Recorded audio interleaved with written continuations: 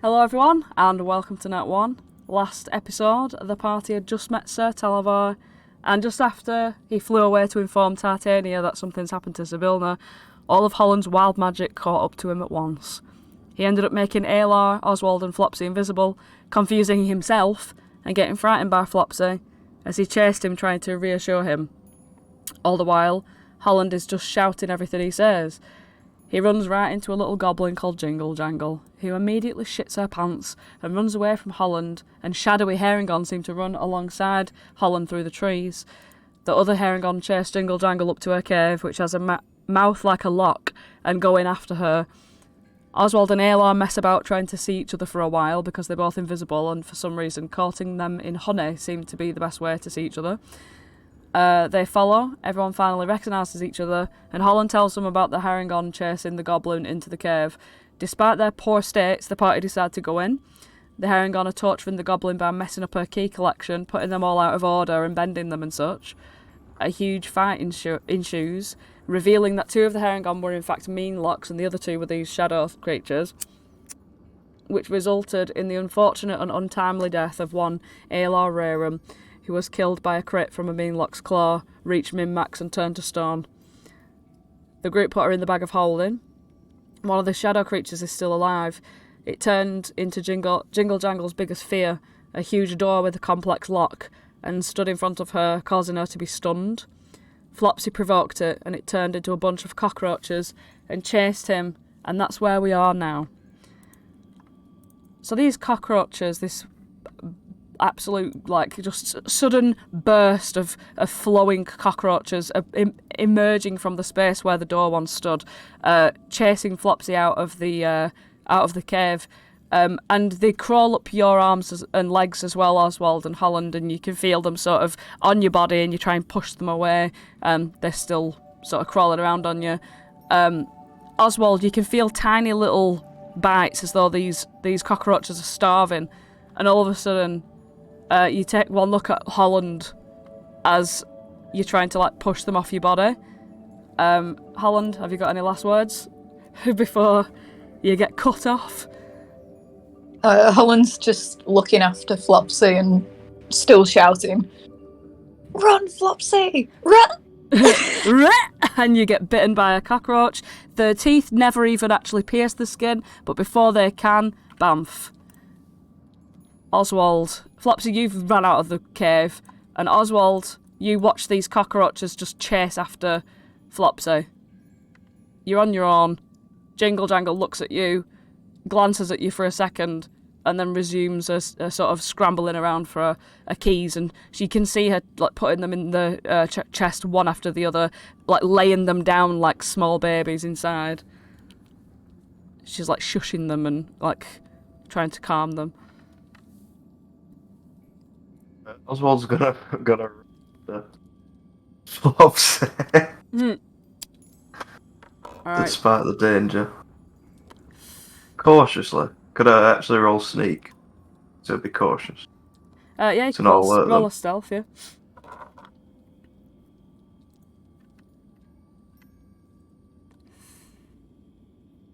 Haven't even opened my character sheet yet.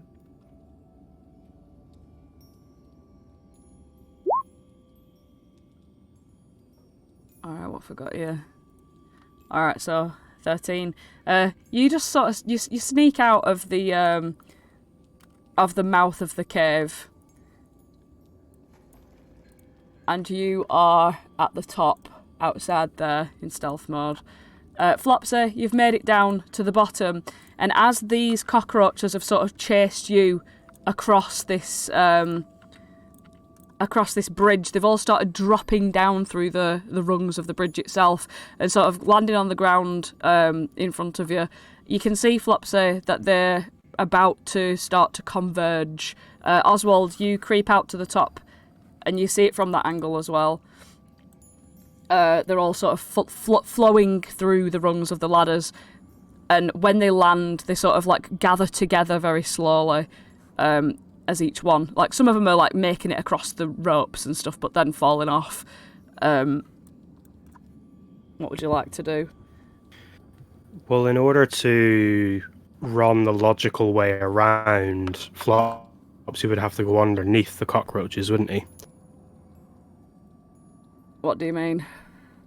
Oh yeah, as they rain down. In order to run further, he'd have to come down this way, which would lead him underneath them. He might have to slide down this bit of cliff. I was going to say, what kind of surface is this here? Is there any rocky bits to try and climb down, or would it be a slide? I'd say when you take a glance over the edge there, you see that it's quite a sheer fall, but it is only 10 feet to fall. You can try to slowly hold on to the edge and lower yourself down. Yeah, Flopsy's going to try and gingerly let himself down this side. Alright, okay. Roll athletics or acrobatics, you choose. 22. Excellent. So you grab hold of the edge and your like rabbit feet skitter down the side, and then you stretch out as far as you physically can, and then your little tippy toes sort of 2 inches away from the ground just drop down. Sorry, 2 feet away from the ground, you just slide down, and your weight of your body drags against the side, and you end up there. Oswald, when you look down, they can't see you, these things. Also, Flopsy, roll stealth for me, just to see how quietly you did that.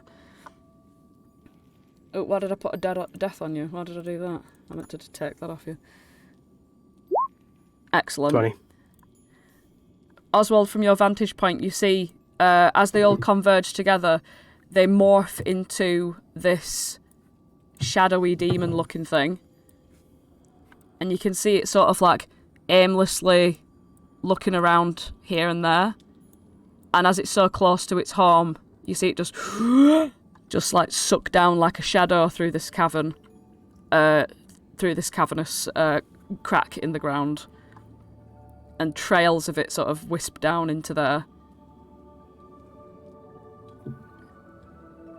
Right, Cast alarm onto the crack. You may.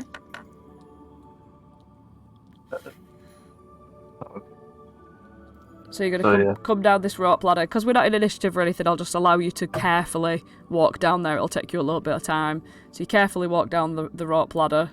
And you can move yourself. I don't know why I'm doing that for you. And you are going to stand on the edge of it. Okay. Flash it up for us.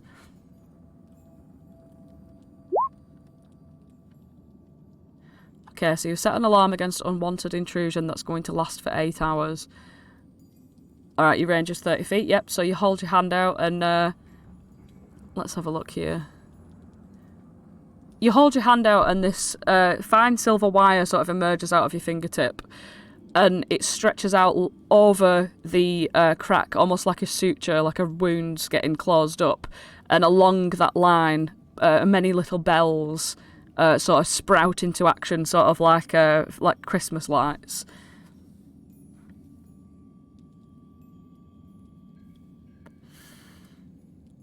Over to you.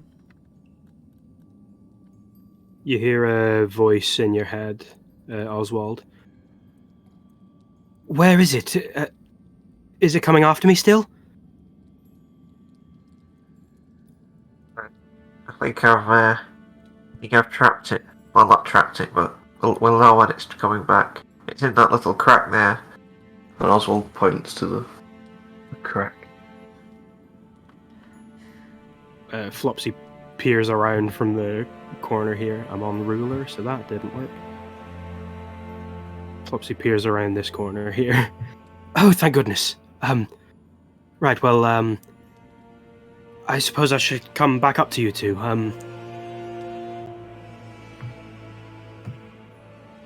I don't think I'm going to be able to climb up here.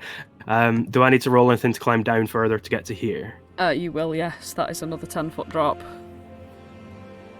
But you can just walk around, look at the map itself. You can walk around and down these, sloped grass bits. Oh, they looked slopey as well, so I thought I'd just fall down there. No, this bit here is literally a direct, sort of cliffside. This bit here is, sloped grass.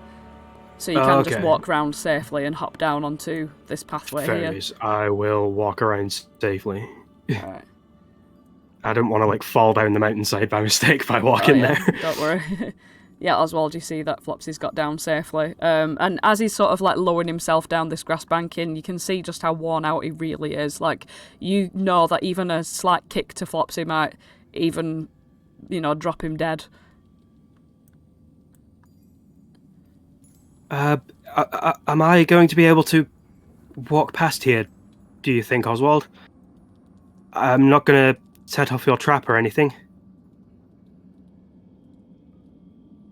Yeah, it'll be fine. Just be careful. Don't go near the crack. Flopsy presses himself against this wall here and makes his way up and round to meet Oswald again.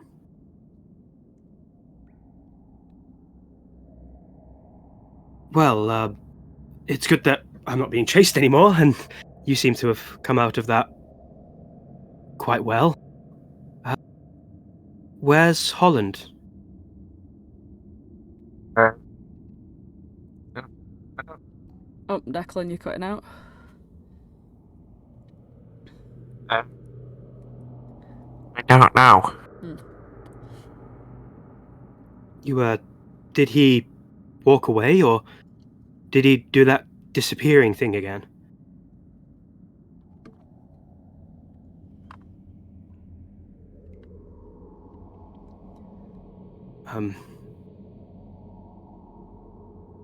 He's only been doing that disappearing thing, like, recently, since we came here. He's never really gone that far. I suppose we could look for him? Yes. Oswald just shrugs his shoulders. Shall we go back inside? Up at the cave mouth, you see there's been a bed shoved right in the way, and also a chair, and also a table, and also a donut blocking the little halls, little bits of gummy sweets, other bits of furniture. How strong are you, Flopsy? Well, I can be quite spry and strong when I need to be, but right now, I'm not really feeling the strongest. I suppose we could try pushing.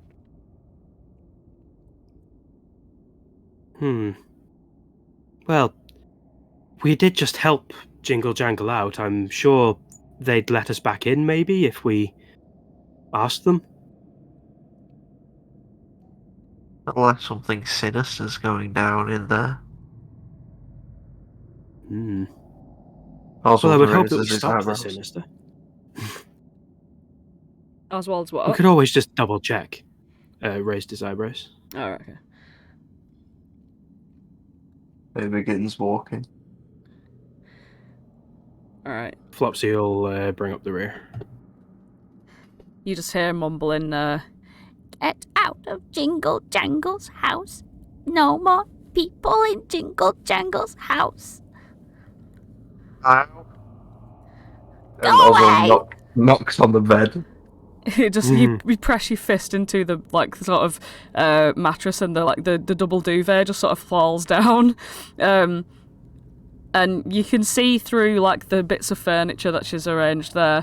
Her eyes just sort of peer at you through it, and then disappear, and you just hear her going, Get out! Get out! Leave Jingle Jangle alone!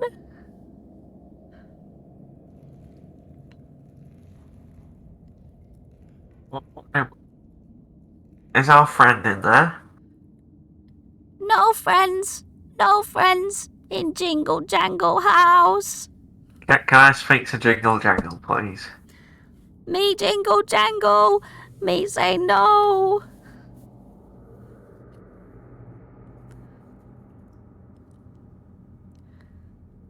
Is there... And Oswald just shouts, is there anyone in there? Jingle Jangle in here! Just Jingle Jangle! Are you okay? You sound a bit care. Bye-bye. Jingle Jangle needs to make Jingle Jangle keys better. Goodbye.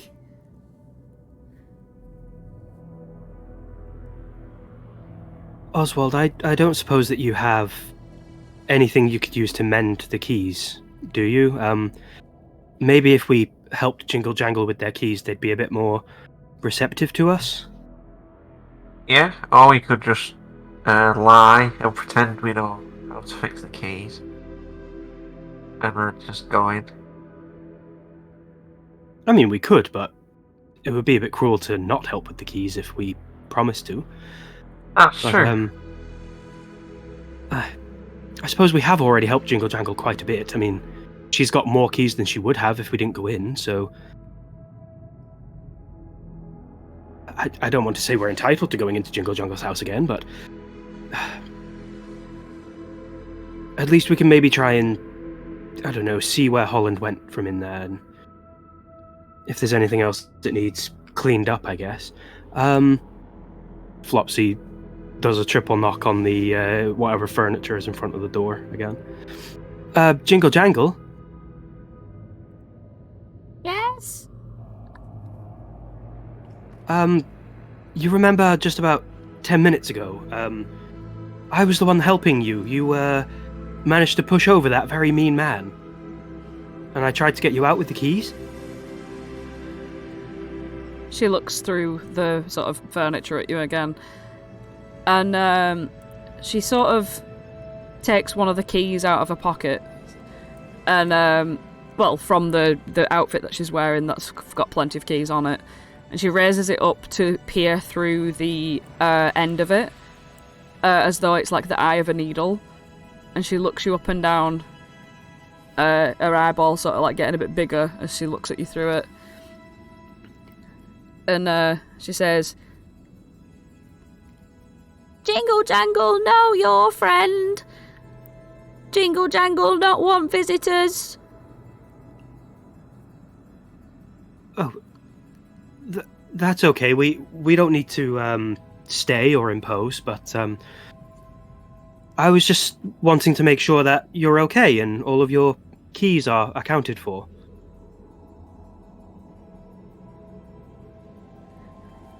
Jingle Jangle not okay. Jingle Jangle keys a mess. Well, there may be a way for us to help with that if Jingle Jangle wants some help. How? Well, I can't fix a key myself, and I know Oswald can do many fantastic things, but I'm not sure if he can fix a key straight away, but I do know someone who can. He was just in there with us. You know our other friend with the big ears? Yes, the brigand. Brigand? What's a brigand? she's referring to the Harengon brigands, the group, the gang. Oh. They look like Holland. No, the one with the sword, the friendly one. Anyway, I promise you, there was a friendly one in there. You may not have seen him as much with all the chaos that was going on, but he's very good at fixing things. I work with him in a far-off place, and I've seen him fix quite a lot of small trinkets and, well, to be honest, quite big things as well. I'm sure a key would be nothing to him, but we just need to find where he went. A key is everything to Jingle Jangle. You can see that she moves the bed to sort of like one side a little bit and like peeps out. Anyone else out here?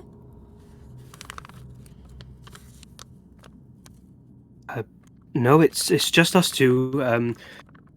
We've set up a system where if anything's going to come closer, Oswald will get a little bit of a pre-knowledge of it.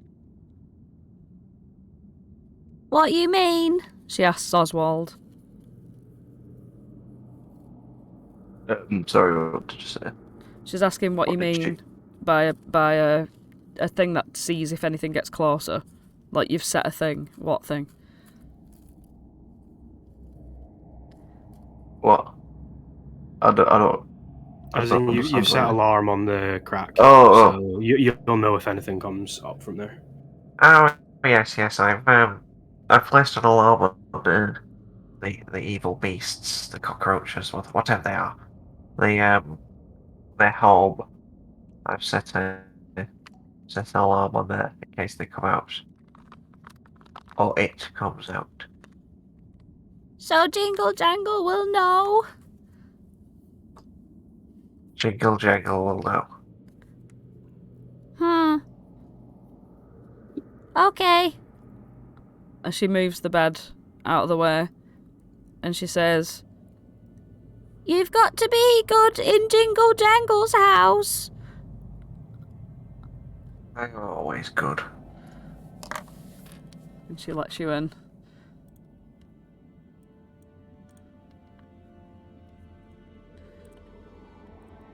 You can see. Oswald Oh, go on. asks if he should take his shoes off. No. Shoes, no matter. Do you want some gummies? And some sweets and cakes? I'd have a bit of cake, if that's okay. Okay. She sort of picks up scoops them all up off the ground and stuff. She goes around picking up the gummy bears and places them all back onto a plate, blowing off the dust off each one as she dust and dirt from the cave ground. And just sort of with a shaky arm just sort of extends the plate out towards you. I hope you enjoy. Thank you very much. You're a very gracious host. It's hardly purified drinking water, but Flopsy's just going to use a bit of press to get rid of the dust and anything else that's around the cakes before he grabs a bit and takes a bite. Okay. The gummy bears are just normal, but as soon as you take a bite out of a cake, it fills your sort of body a little bit with this healing powers, and you heal the same that you would as a normal healing potion. Yep, that's not correct. Roll 2d4 plus 2. Yep, that's not correct.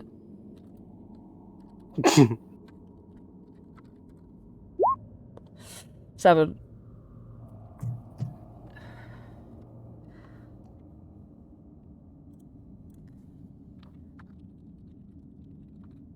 Is Oswald gonna take a bite of the cake as well?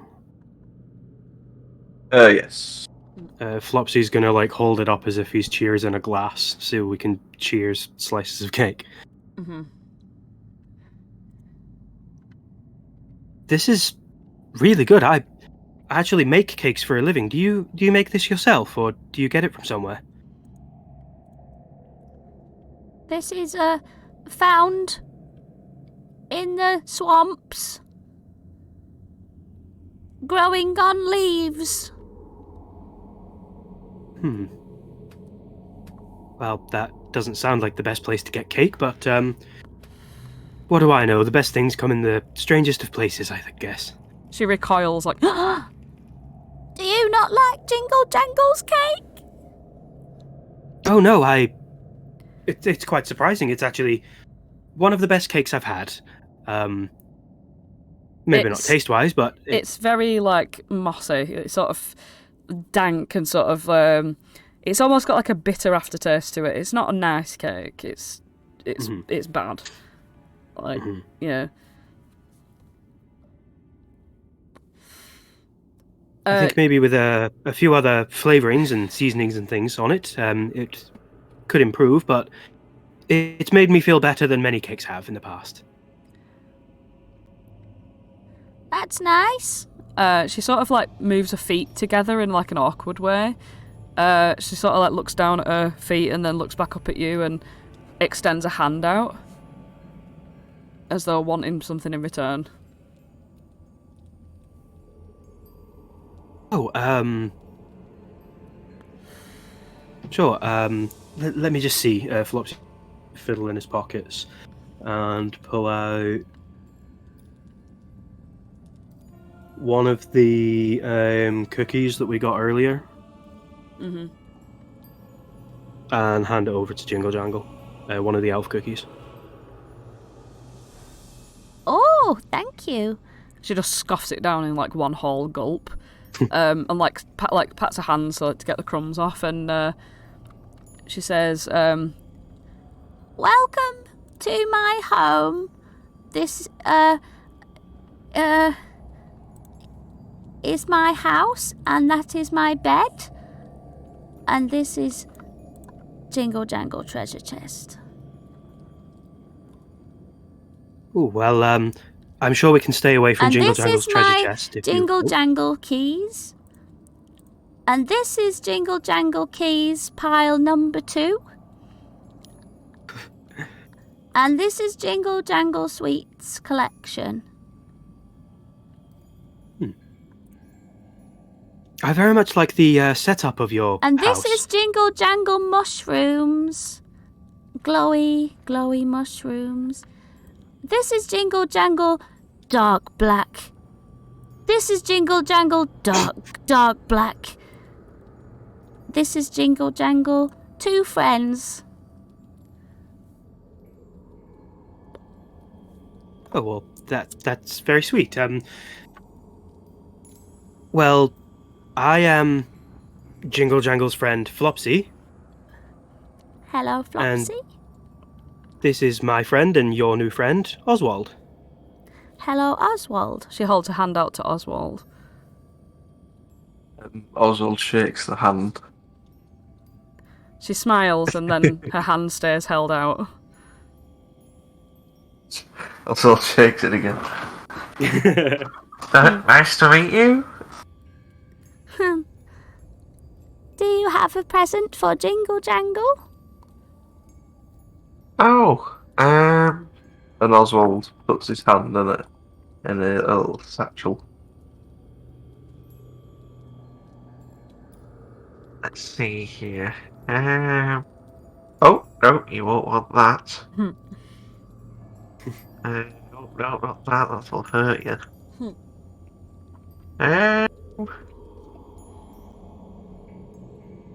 How about this? And he gives Jingle Jangle a ceramic paintbrush. Oh! She like sort of flicks it around in her fingers and spins it around, and she says, Well, it's very pretty. and tucks it into a belt, and it's very odd amongst all of the keys that are all over her sort of outfit. Jingle Jangle will treasure this as the ceramic paintbrush of Oswald. Please do. What happened to Oswald and Flopsy, other 2 friends?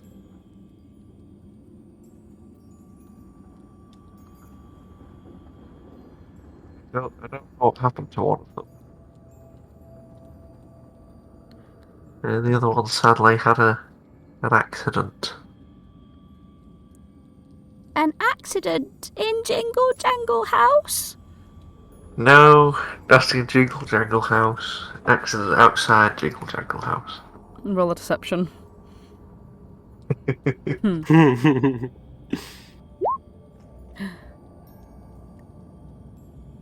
Jingle Jangle remember. Jingle Jangle remember just there. Stone friend. Stone friend on their knees.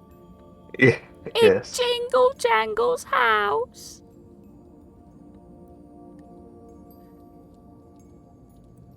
Here, have all my sweets. Oh, Jingle Jangle, Jingle Jangle can make more sweets. I don't want any sweets. I don't really have a sweet tooth that much. Jingle Jangle make sausage rolls? I would love a sausage roll, but it's okay. I'm fine. She looks very sad. Jingle Jangle's friends don't blame Jingle Jangle for anything that happened in here. Our friend had the accident trying to get rid of the bad people that were coming into Jingle Jangle's house. It was their fault, not yours. You saved the rest of us. Chasing Jingle Jangle. Chasing Jingle Jangle all day and night.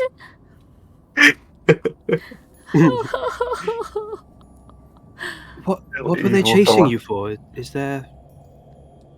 Sorry, Oswald, I missed that. No, that wasn't Oswald, that was me. I just said I feel evil for laughing at Jingle Jangle crying. Well, she's shut it. I don't know, the voice is just so good.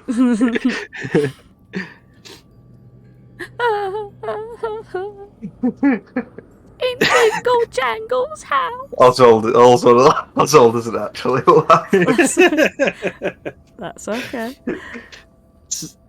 So, do you know why they were chasing you, Jingle Jangle, if they've been chasing you for so long? They think it's funny that Jingle Jangle needs all the keys. Well, they didn't get any of the keys. And the ones that they did play with a bit too roughly, we can try and fix those. How about we go through the keys? They're obviously very important to you. Do they unlock anything specifically, or are you just always prepared for a lock? She looks at you quite darkly, as she's sniffling and wiping her tears away. Jingle Jangle biggest fear. That one day Jingle Jangle will be in a room with a door, with a lock, and Jingle Jangle won't have the key.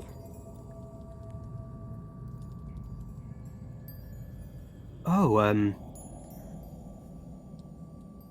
well, that does sound a little bit off-putting.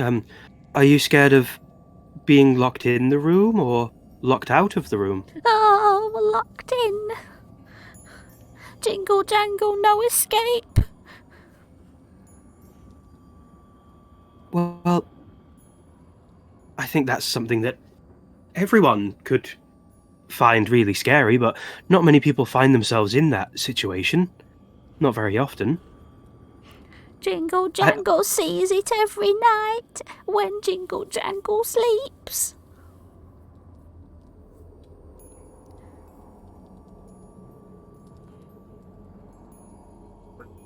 We'll make sure that they don't you never feel unsafe inside your own home again. How about... Oh, thank you. That is such a gift. Oh, I must give lots of gifts. Yes, Jingle Jangle gifts. She starts going around and sifting through so many different keys. And she comes back, and there are some of them that have the same threading as each other. So it's she's got duplicates in a sense. And she sort of arranges them out, crouches down on the floor and lines them all up next to each other, very methodically, with the sort of key end pointing towards you all. And you see that there are so many of these keys that she's lying down on the ground. And she's going this one, not this one, keep this one, no, keep this one. And she's putting them all down in front of you. And you can see that they've all sort of got strange designs to them, that they've quite interesting looking. And she says, you can choose 3 of these keys. Shall I describe them all to you? Because I'm going to. Right, okay. The first key is black completely, with sort of wraps of leather around it. The second key is an iron key but charred. The third key has a sort of end on it that's got clockwork cogs on it. The fourth key looks to be made of wood, and the end of it has the sort of carving of a wooden cabin. Another key seems to be made of ice, and another key just looks regular. One key has a question mark on it. Another key has a bell. Another key, instead of having the grooves carved in, has a sort of like what looks to be a knife edge. And one key has wings. No, the one with clocks on. Alright. Oswald says, can I have that one with clocks on? The first one with the leather strap, and the one with the bell on. So this is Clockwork key, and it is very, very magic. If you put it in a person's body and turn it clockwise, they will grow up. If you turn it counterclockwise, they will grow down. Not in size, in age. You can only use it 8 times. And I think I've used it twice. I think.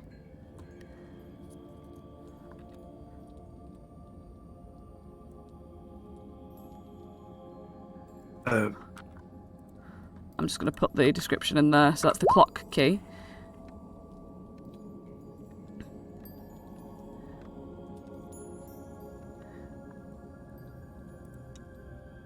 And so that's the clockwork key.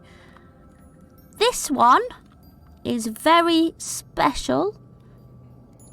If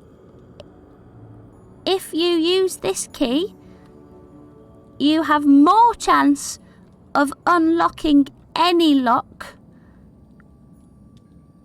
as if you were trying to pick it.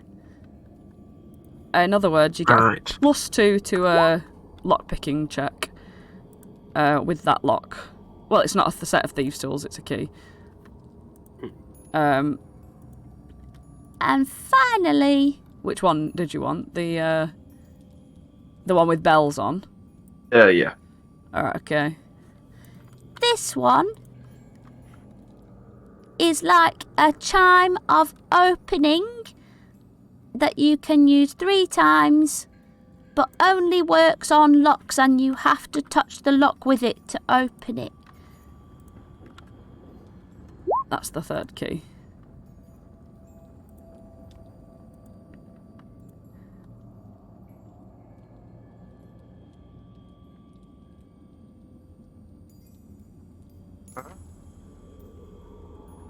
So that's the clockwork key, You. That The was a bit kind. thief key, and the bell key. So yeah, put those in your inventory. I will.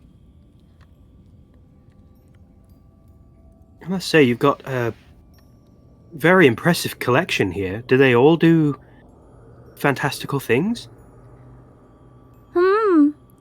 Oh, and there's this one. And she pulls it out and holds it up to you, Flopsy. It's like sort of translucent, like it's semi-invisible.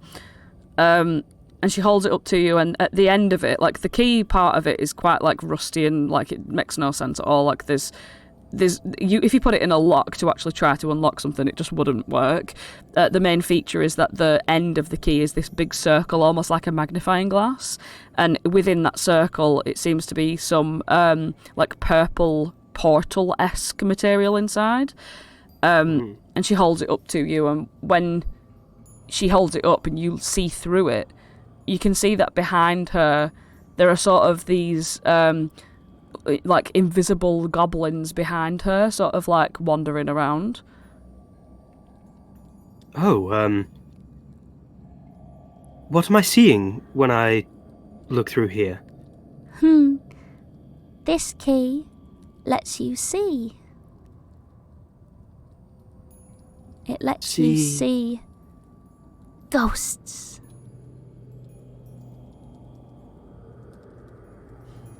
Well, that sounds rather scary, I'm not going to lie. Do you often look around for ghosts? Jingle Jangle don't need to see ghosts.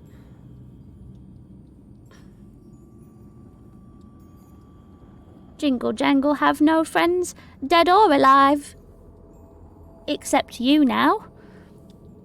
Yes, I was going to say Jingle Jangle has friends now. Well, these gifts are for helping Jingle Jangle. Did Jingle Jangle give me the ghost key, or were they just showing me the ghost key? She's given it. She's held it out to you as if Oh. this is one more key that you could have. Oh, thank you very much. She starts to pack up the rest of the keys. If you would like, whatever you want to do. I don't think I'm going to steal from Jingle Jangle, although it is tempting. Jingle Jangle, I feel as if we should get to know each other just a little bit more, since we're friends. Have you always loved keys? It seems pretty interesting that your name seems to be named after collecting keys and the beautiful noise that they make. Jingle Jangle love keys since as long as Jingle Jangle can remember.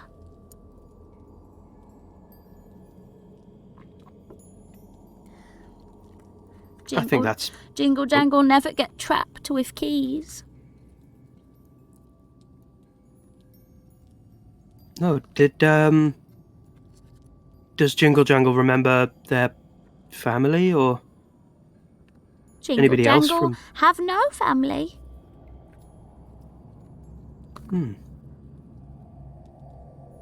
So, Jingle Jangle named themselves Jingle Jangle? As far as Jingle Jangle remember, Jingle Jangle appeared in this cave. Jingle Jangle collect keys. It's rather funny, you see.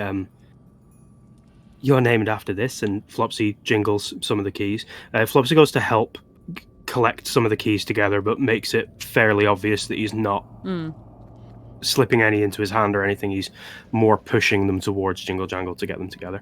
So you're named after this, and I myself, he takes the top hat off and plops Marielle down and shakes his head so his ear kind of goes a bit mental. I was named after this at a very young age. My ear just started flopping down rather than standing up. I wonder, what does Oswald mean, Oswald?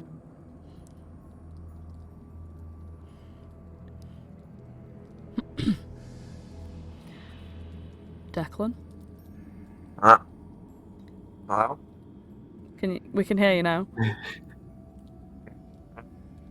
Oh, now we can't hear you.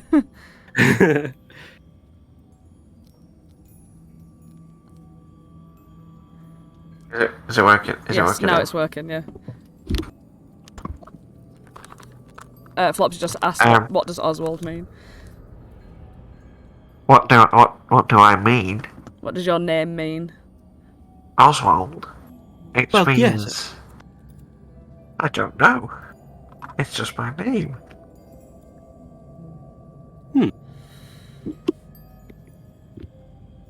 I'm just Oswald.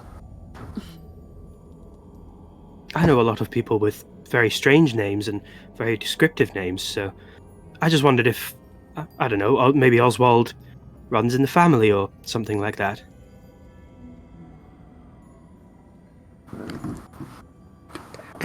It does not. You did not hear that. Nobody heard that.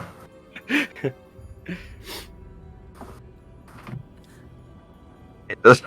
It Does does not run in the family. It does not. Roll a deception check. Oh, did I just stumble upon some lore by mistake? Oswald the Third. Private man. It may not run in my diary, my my father might not be Oswald the second. Like, I may not be aware that I'm Oswald the third. Well, it's a very good name and denotes you very well. I don't think I've ever seen anybody quite so Oswald as you. But I suppose names don't have to mean something obvious. What does your name mean? My name? Oh, it's just simple. I was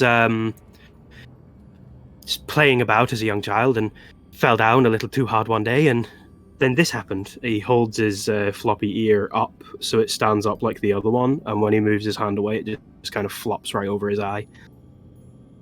Yes, I lost all feeling in this ear when I was about 2, maybe?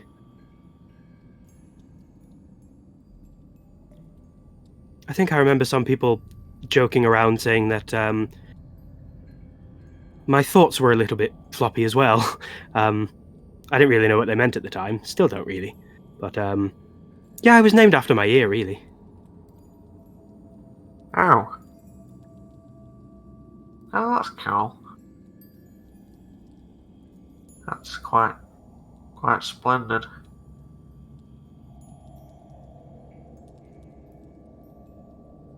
I was just wondering if Jingle Jangle had a name before the keys started happening, but if you've been collecting keys since you remember, I suppose it's just always been the way. What's the oldest key you have? That should be quite interesting. Oldest, the first one Jingle Jangle found? Yes. This one. She holds up the cabin key. Jingle Jangle, home away from home. Oh, you have a holiday home, so to speak. Anywhere. If you turn this key in the air, a lock appears around it and a door, and you open it up and there is a cosy cabin.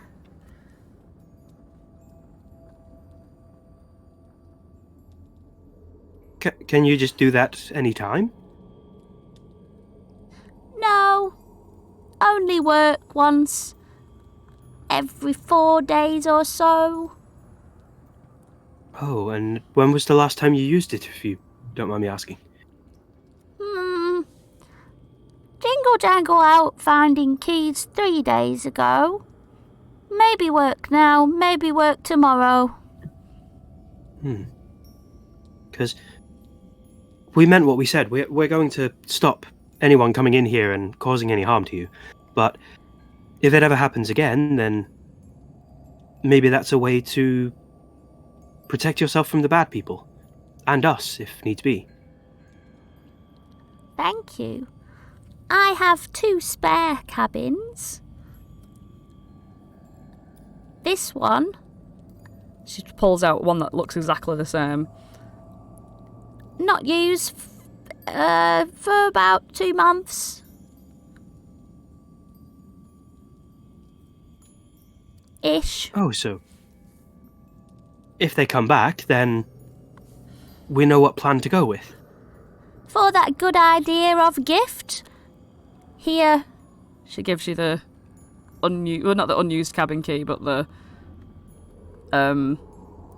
2-month used cabin key. Oh, thank you. Only if you're sure you want to give me this. You gift me idea.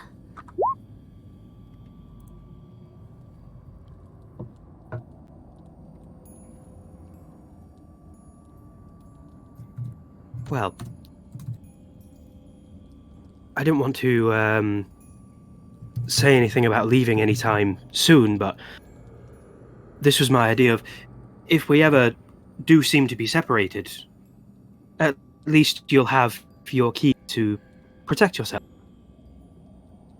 But we do need to find where our other friend went, so Jingle Jangle is free to come with us if Jingle Jangle wants to, but we might not be able to stay in Jingle Jangle's home for too long. Jingle Jangle want to sleep.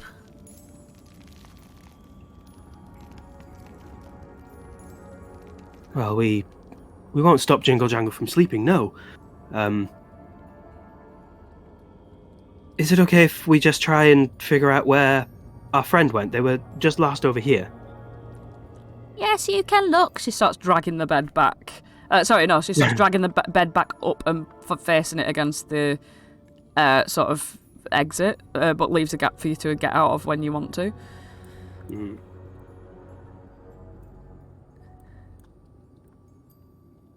You go to the area, and you see just like the imprint of Alar's knees on the ground, like where the dust was, and like the sort of pull of the, like when she was pulled and tipped into the bag of holding, you can see the movement, that the imprint that she's left. But you don't see any sign of Holland.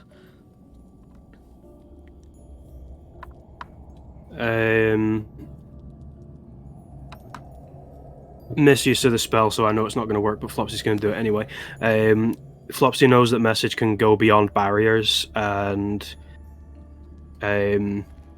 he's just going to say to Oswald, I don't think this is going to work, but every time Holland has disappeared while we're in danger, he never seems to go far, so maybe I'll be able to talk to him from here.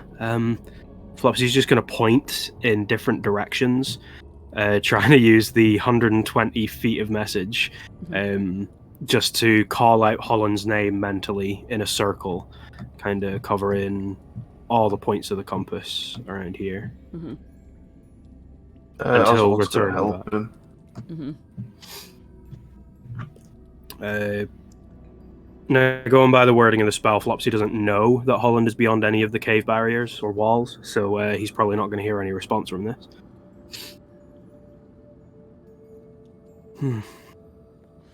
Do you have any way of locating anybody or knowing where somebody went, Oswald? I haven't known you for long. I know you can do some fantastic things, but I don't really know all of the spells you can do. There's not much I can really do here. I mean, I could message, but the range is 120 feet. I've tried calling out, but without knowing where he is, I can't really get a lock on him. I really don't feel up to wandering around without knowing where we're going, but I feel as if we can't just leave Holland out there on his own after what happened to Aylar. Should we look together, or should we split up and go different directions? Oh, I don't think splitting up would be the best idea. Well, I don't need bravado. I don't want to say that I would protect you. No, I would rather you stay with me, because I would rather not get lost. And yes, if it's all right with you, I'm not going to let you go on your own. Okay, that's okay.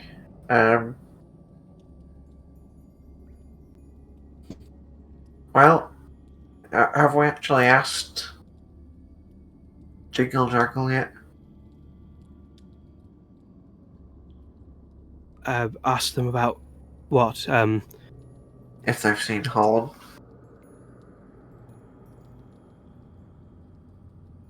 Well, I think we did. I don't think Jingle Jangle saw anything. Is Jingle Jangle asleep, or is Jingle Jangle still jingling about? She's just like putting the bed up and sort of moving all the furniture, but leaving a gap so that you can get out if you need to. Jingle Jangle? Yes? I know you mentioned our stone friend before. She's accounted for. We know exactly where she is, and he kind of pats his bag. Did you happen to see where our other friend went? After we got rid of the big scary door? Oh, brigand friend disappeared. Poof. Bye. Yes, poof was what I was rather hoping not to hear. A poof can take you anywhere, I suppose. Little insects biting, biting, and bye-bye biting.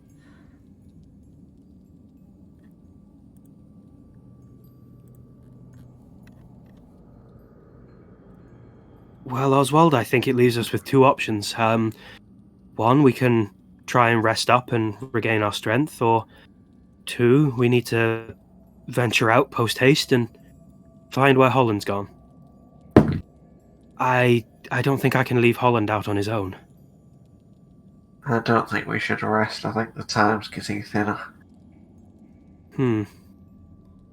Yes, there'll be a time for that later. Shall we just set off? I think that's best. The alarm you set on the crack outside, will it still alert you if we go further? So maybe we could, if it pings, message Jingle Jangle to go into her cabin. It only activates for 60 feet. Oh, Only people within 60 feet can hear the alarm. Would Jingle Jangle be able to hear it? I'm unfamiliar with the yes. spell, unfortunately. Yeah. It's 1 mile, not 60 feet. Jolly good. Oh, is it? It's 1 mile, yeah. Alright. Flopsy will go and relay that to Jingle Jangle. We have to go and find our friend. We may come back, but if we're not here and anything seems to start getting dangerous or you hear a large bell ringing, just go into your cozy cabin and you'll be perfectly fine. Okay. Yawn, stretch. Oh, look at the time. She has no watch.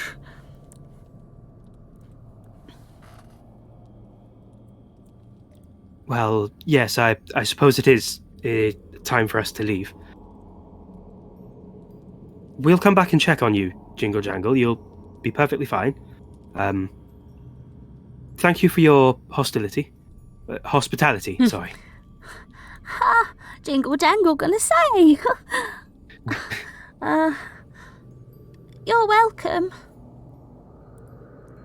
I hope you find your friend. Me too.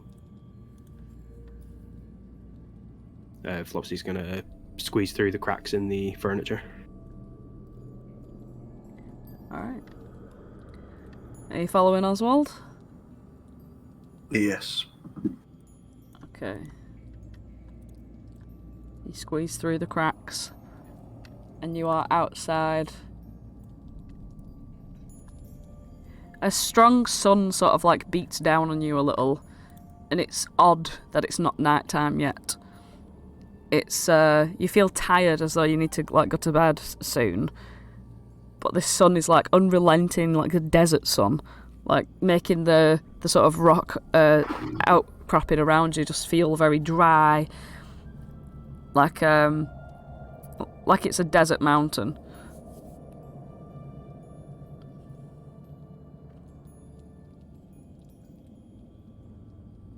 Right, Oswald. Well, I suppose my ideas extend to running around and shouting Holland's name out loud, but I don't think that sounds like the best plan right now. I think we should be quiet and just search for visual signs rather than shouting. That is best. If we could find a good vantage point and see a lot of the landscape, maybe we'd be able to see any signs of Holland.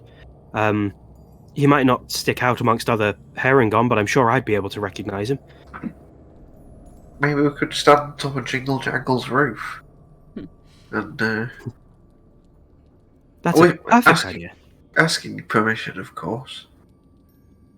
Well, unless we plan on falling through Jingle Jangle's roof, I'm sure Jingle Jangle won't mind. Okay. And Oswald nods to Flopsy to go first because he's not too keen. Although he made up the idea. Do you mind if I use you as a little booster? Yes, that's okay. Flopsy's going to try and climb up to Jingle Jangle's roof using Oswald's help. Okay, roll an athletics with advantage because of the help.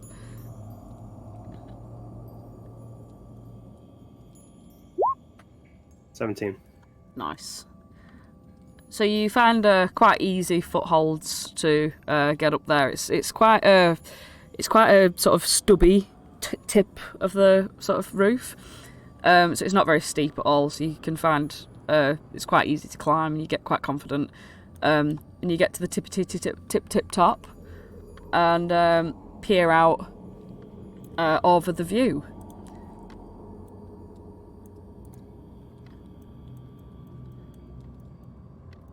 And you see where you are in relation to everything else. You can see the tip of the slanty tower with the flaps of like sort of hot air balloon material sort of flapping against the tower in the distance. It's like you've got to squint hard to see that. Around you see three wells. One of them seems to be like gushing quite a lot here. You see these other two wells here and there as well. But the rest of it seems to just be swampy terrain, sort of masked with fog as you look out. Roll a perception check.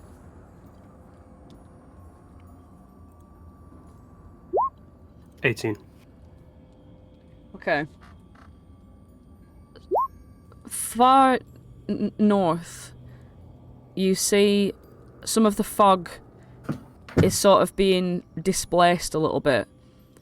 And as you squint harder, you notice that there's like a roof of what seems to be a building moving with like it's like rising and falling as though it's like crawling. This building's like crawling through the fog itself. You see that it like moves through like twiggy, gnarled trees and like sort of cracks the trees as it sort of walks its way through the sort of the swamp and stuff like that.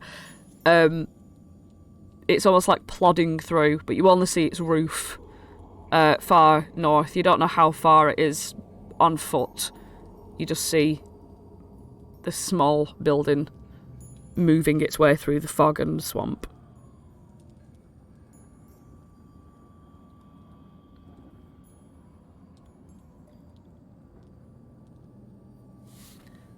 Would Flopsy have any idea of, like, has he heard anything like that happening before? No, it doesn't look usual. Mm-hmm. Let's just, for the sake of it, say it's there. Okay. Yeah, so that's that. Oswald, there appears to be a building that can walk. Just plodding its way down over there. When you point because you've got like a 360 view of hither at the moment. When you point, Oswald, you obviously can feel the wind on you right now as you're quite high up, and you can see it's like Lion King, where it's like everything the light touches. But you see this little tiny house with a roof, sort of making its way through this fog. A lot of it's shrouded. You just see the roof of it. Suddenly, it falls sort of down as though settling on the ground, and it falls into the fog, and the fog sort of covers the roof of it up.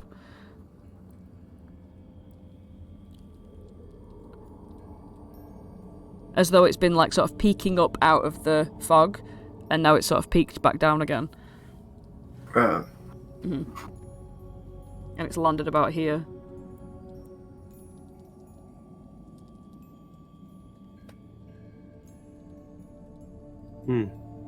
I've run out of my fair share of rooms, but I've never seen a room that can run away from me. I don't suppose that's somewhere where we would necessarily want to go. I Well, probably want to it avoid it landing on me.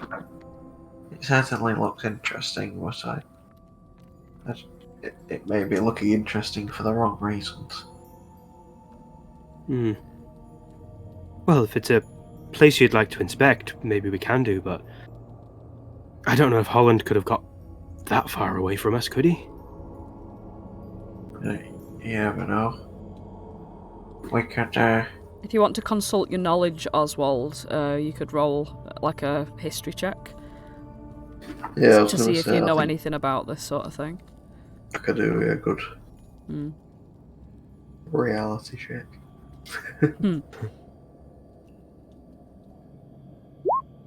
Oh, okay. So the vision of this walking house reminds you of a tale that you heard. It's a very, very distant memory that you have of a big fat rat with wings that struggles to fly coming up beside you, and it's almost like you were trying to climb up something, but you can't quite remember what it was. You were trying to climb up something really, really, really tall, and this fat rat with wings was sort of hovering beside you, talking absolute shite. It kept telling you like really long and boring stories whilst you were just trying to like climb up this goddamn thing. And you distinctly remember it telling you something along the lines of this old hag who had a hut that walked on chicken legs. But she was like the mother of all hags. Like this isn't just some basic, hag of these realms or anything. This is like the hag of all realms. The sort of, not even just in the Feywild, but in like the material plane, in planes that you didn't even think existed, such as Earth. Where's that? Who's ever heard of a place called Earth? And so, because obviously this rat was telling you the story, you were kind of brushing it all off. But that's the only time you've ever heard of anything that, like a building that walks on legs. But you didn't see, at this moment, whether that hut had chicken legs or not. You know that if it is this hut of this formidable mother of hags, it is incredibly dangerous. But if it doesn't have chicken legs, it's probably okay.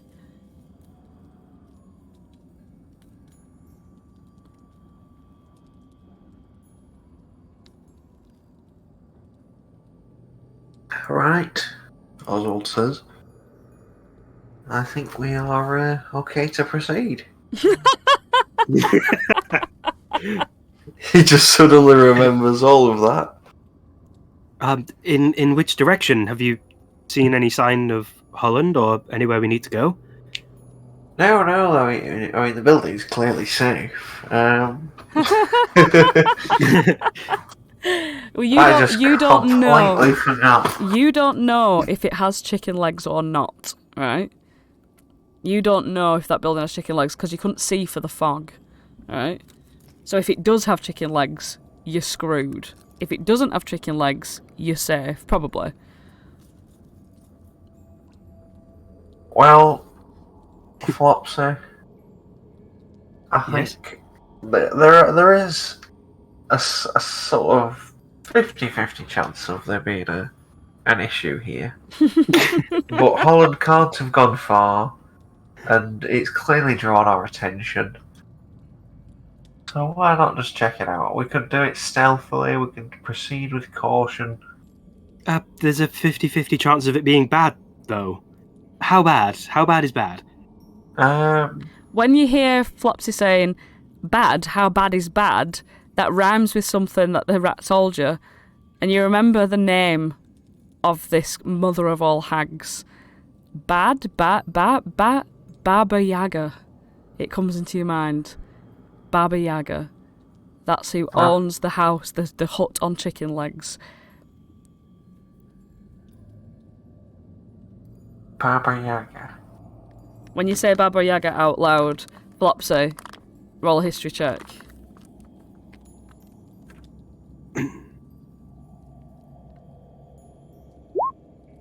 Flopsy don't know.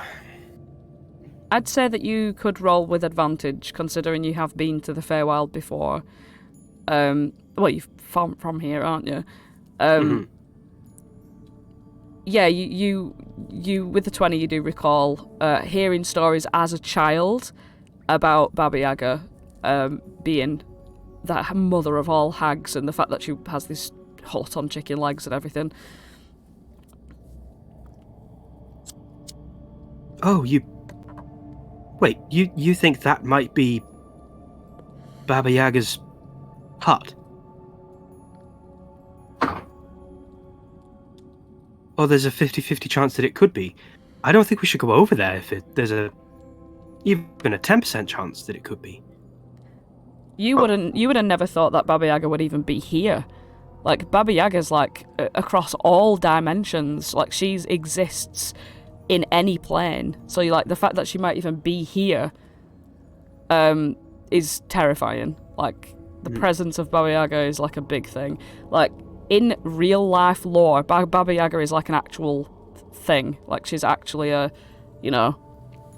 people have heard about her in the real world too, which is yet another plane of existence that we are all aware of in this game as well. Yeah. Well, yes, if there's a chance that it's that, then I don't know. Have you ever heard of any friendly huts on legs? Seems to me if the most popular one is Baba Yaga's hut, then there's a chance that even if that's not hers, it'll still belong to somebody quite not nice. How about I go over cautiously because I'm small, and you can hang back a little. And if anything goes wrong, I can always just run back. I think. Are you quite fast at running? I still wouldn't want to leave you too much on your own. For your safety as well, of course. And Flopsy moves a little bit closer to Oswald. I suppose we could, if we're really, really quiet, I suppose we could go up. If you wanted to. I think technically it would be down because we're on quite a high hill. Oh, yes. Quite right. Well, we should probably go down a bit slowly. Flopsy immediately looks down and sees how far he's up. Oswald also does because he's scared of heights. No. I think we need to get down quite hastily. Oswald goes really pale. Well, hastily, but there's always time for safety. I'll go down first, so then if you start to lose your grip, you have something soft to land on. Right. Here we go. Flopsy's going to try and look for the safest way to climb down. Alright, okay. See you both up there. You do see the sort of footholds that you originally climbed up, because they were very easy to climb up, so you find it quite safe to just jump down however you like.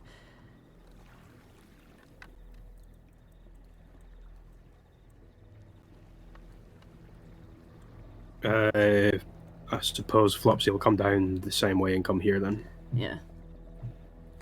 Not into Jingle Jangle's house. I'll message up to Oswald. Okay, I'm ready if you want to start climbing down. And Flopsy's gonna stand at the very bottom and hold both of his arms out, just in case Oswald falls, he can catch him. Yeah, Oswald, you can just follow the path and you're absolutely fine. You can get there easily. Flopsy still holds both of his arms out and dances around here until Oswald's both feet are firmly planted on the ground. What are you doing? I'm fine.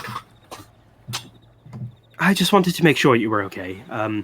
There's been a lot of mishaps today, and I wouldn't like another.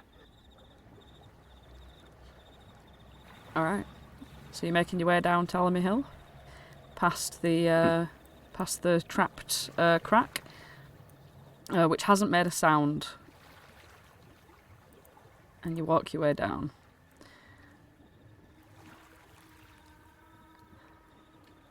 As you sort of leave this area, the sort of trees around start to seem as though they are thickening as you walk together through this path. And the path itself starts to sort of turn into sort of swampy waters. Like when you step, it feels like squelchy.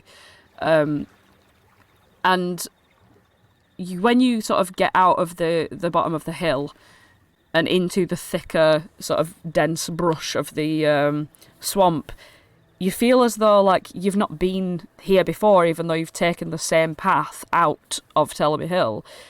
You feel like it's all a little bit different. You walk for a little while, and you find yourself walking through a bit of a clearing here.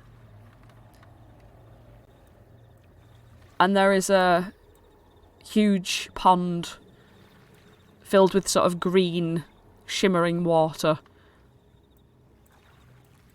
And beyond that, through the trees, you do see the hut itself glowing with this sort of homely, tavern-esque sort of glow. Like it feels inviting. And on the wind, a smell of mead and cookies, gingerbread.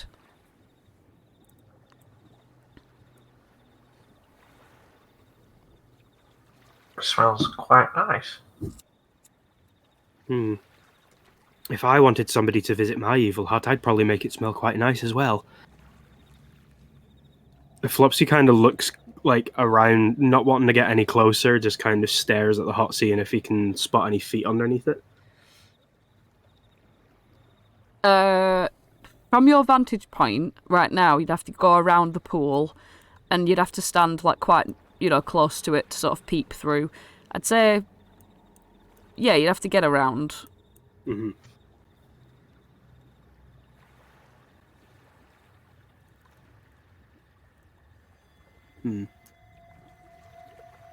Well, I don't remember much of the stories from back when I was a child. I never really used to like the scary ones, so I didn't get told them often. But maybe if something bad happened around here, he pulls out the ghost key, there'd be people around to, linger on from it. And he looks through the top of the key to see if there's any ghosts in the area. Alright. You bring the circle to your eye, and through the purple, everything looks purple all of a sudden. And you sort of move around in like a sort of scanning the area sort of motion. And you see crawling here is a sort of old man. And he seems to be trying to like desperately claw his way to this pond. And you can see his mouth is hanging open. He's making these sort of like groaning noises, like his throat cracks with dehydration. And he's like grabbing at the tufts of rock underneath him, and like sort of tufts of outcroppings, and like putting them in his mouth to try and like suck up the moisture. And he's trying to drag his whole body. But as he's dragging his body, it seems as though it's just staying in one place, like he's on a treadmill. And he never makes it to the pond. As Flopsy sees him, he kind of just mumbles a little bit and then gets behind Oswald. There does seem to be someone over there. Oswald turns around to face Flopsy and he casts protection from evil and good. Ooh.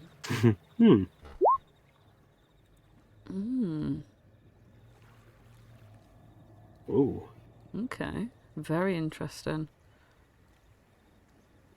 Does that have any like visual or feeling reaction to it? Like, does Flopsy know it's being cast? Well, it depends how Oswald casts it. Oswald just puts his hand on Felix's shoulder. Felix. I mean, I Felix don't know. appears out of nowhere. Sorry, Flopsy. I'm bad with names. Yeah, Oswald puts his hand on Flopsy's shoulder, Oh. and that's all he does. If Flopsy feels better from that, then He does, he smiles and puts his hand on Oswald's shoulder. So we're just standing there with our hands on each shoulders. Huh. Hmm. You feel a bit more confident that if there are any spirits wishing to pass into your body, that will not happen. That you are protected. I suppose I should let you see as well. He passes the key to Oswald and kind of directs Oswald's hand over his eye and pointing towards the guy. It doesn't seem to be anyone cursed by a hag or anything like that. I'm not an expert on these things, but he seems to have just been really thirsty. Quite sad, really. yes, I see. I don't know if this would do anything, but you know, if you see someone you can help, and you probably should. Flopsy takes his water skin and taking the key back off of Oswald, uses it to know where the guy is as he walks over. Mm-hmm. He's not gonna get incredibly close to the guy, but he's gonna hold out his water skin and kind of pour it to where the guy's mouth is. Mm-hmm. As you get closer to his mouth and you're looking through the key, you see that there's like something lumpy falling out of his mouth, like of his bottom lip, and like trailing down his chin. His face, as you get closer, you can see veins like sort of pushing up out of his like translucent skin. This guy looks to have been like sick from some sort of poison. And you see that his eyes are desperately fixed on this pool. The water just splashes onto the ground. Turn back to Oswald. It looks as though water isn't going to be enough. He seems to have died of something a little bit more than needing a drink.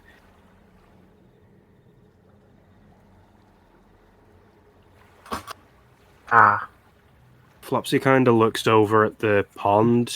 Is it swirling still? Is it giving off any As you vibes? sort of walk over to it, you see that it shimmers with a bit of, like, as though the surface of the water has got a sort of glittering sheen to it. And it's moving where it sort of swirls around the edges a little, as though it's pushed by the wind, but the wind is inconsistent as it pushes it.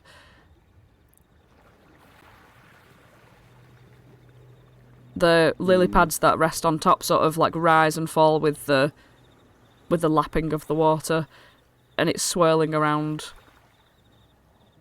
It's clear other than that. It's green in colour because it feels like it's luminous in some ways. It's not green due to like algae or anything.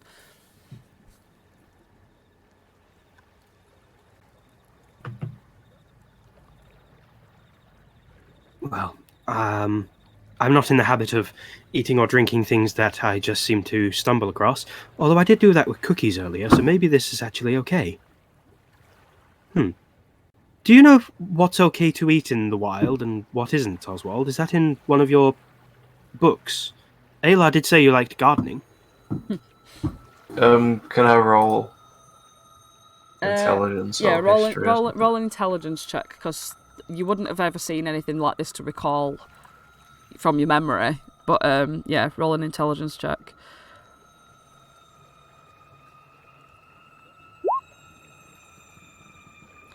Okay. Sugar.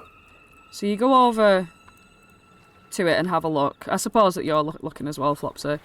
You go over to it and have a look, Oswald, and from just having a glance at it, you've not really, like, put your hand in to test it. You've not, like, put a little litmus paper in there to see its pH levels or anything like that. You haven't done anything in particular to, you know, grant you information about this water. You just give it a sort of once-over and think this just looks like any other freshwater sort of pool, but you don't know where its source would be, so you don't know if it is fresh, and how could it be if it doesn't have a source that's come from, say, a mountain to flow through and rid itself of its impurities. You don't know if it's pure or not. It just looks like it is. Right.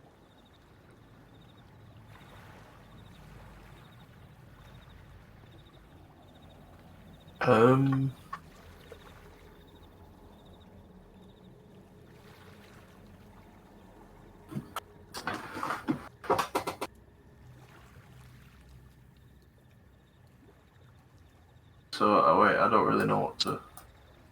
Well, you don't know. You don't know much about it other than it looks like fresh water, but you don't know how that could be, because fresh water usually has a source that the water comes from and flows. You know, stagnant water in a pool like this. You know what I mean? It's not usual for it to be fresh, but it looks fresh. Yeah, this water's surprisingly clean. Do you think it would be suitable to drink, or... I was thinking of refilling my water skin, but I don't know if that's the best option.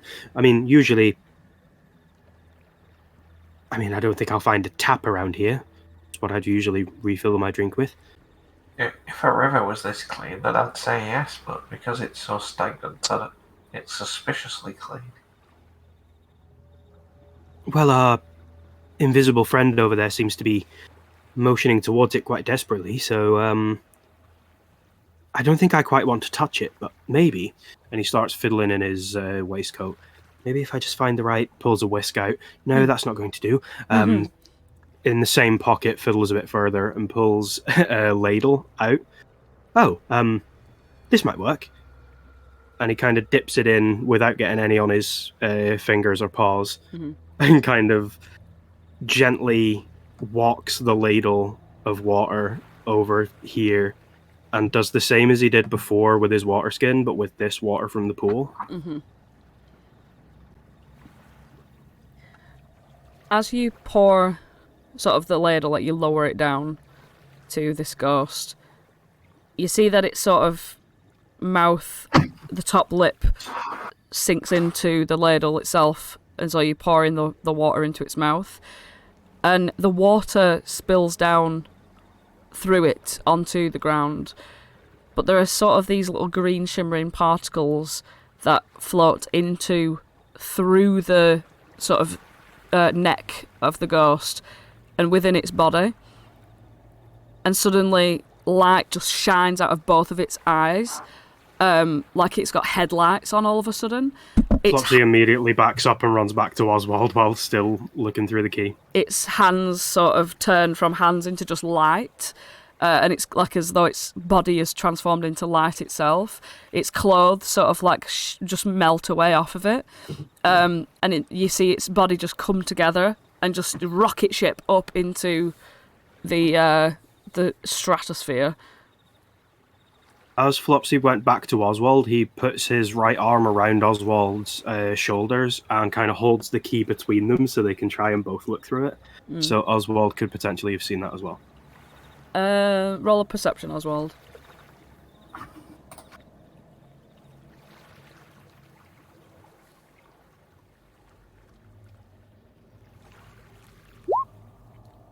Yeah, you didn't quite see it in time, so Flopsy, you got the full view of that. It's quite hard to share something so small, but something happened from the pool water. Flopsy leans back over and looks at the water again. There's like green glowing things in it.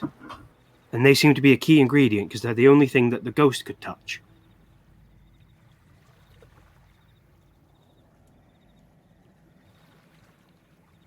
Do you have a water skin, Oswald? I do not. Oh, No, because actually, wait. No. No, I do not. because I was going to say maybe we could keep one with water for us to drink, and then maybe take some of this with us, just in case we see other ghosts or anything that can be helped with it. But I don't quite want to make myself the guinea pig for drinking it first. I think I'll keep my water safe for now. Only when we need it.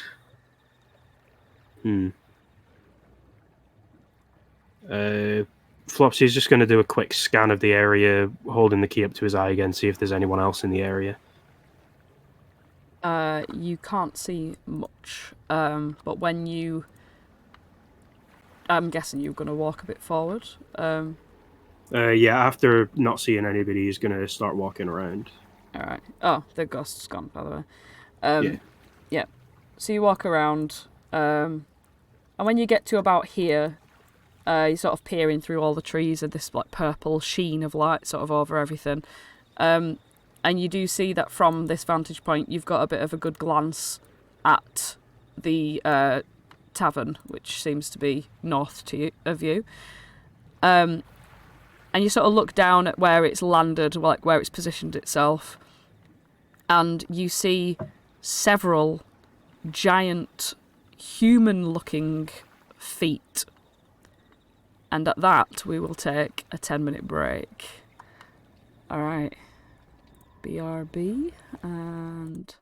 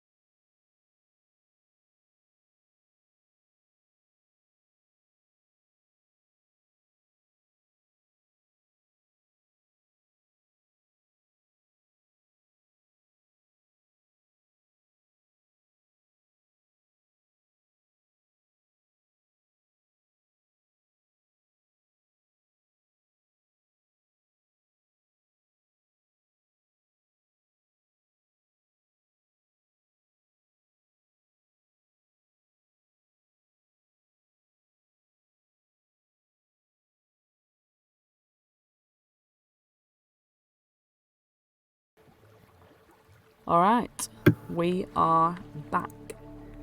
Now, meanwhile, Holland. Ooh, get me on map. You appear surrounded by fog and the gentle lapping of swampy waters beside this pond. Well, this very, it's not even a pond, let's say it's just an absolute overflow of water. As the swamp waters have started to sort of rise up, you can see that you are on a bit of a hill, and before you seem to be surrounded by water as it sort of crept up along the banking, crept up along sort of the lower part of the trees. You don't see the roots anymore, you just see that the water lapping up against the bark of the trees. This fallen tree sort of bobbing up as this water rises. And you are completely alone. You don't know which way is up, which way is north, which way is south, which way your friends are. You haven't a clue. He's still shouting, isn't he? He's not. When you open your mouth this time, you realise that you can speak normally. Ooh.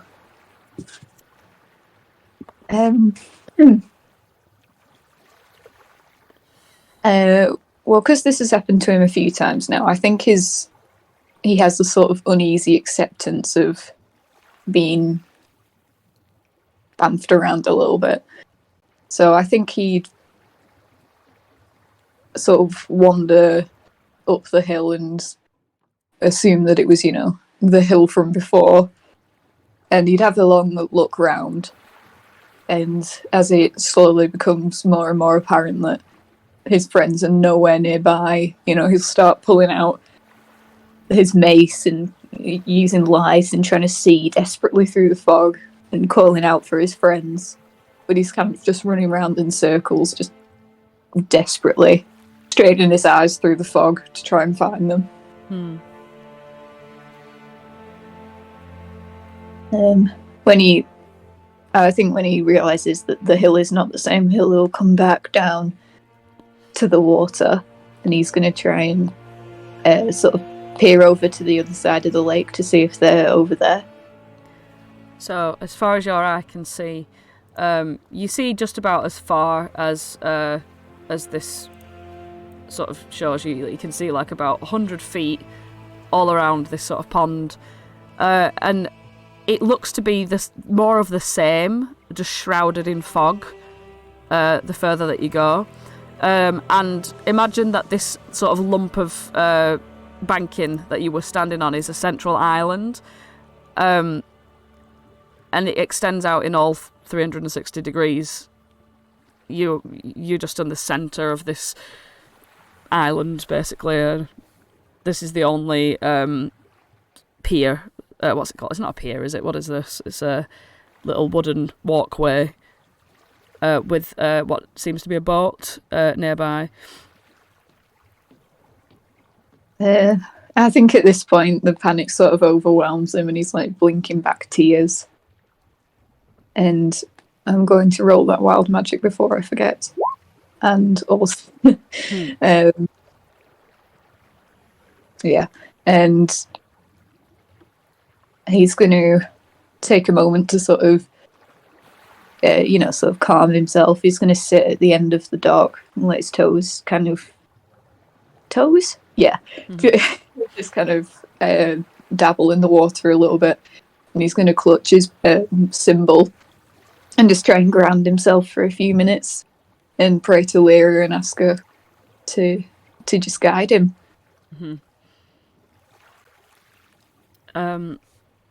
You hold on to your little triangle necklace of Lliira. And for a little moment, you can almost convince yourself that you can feel it sort of warming up. Until you realise you're not convincing yourself anymore. It feels warmer in your hand. And you open up your little furry hand, and see that it is glowing.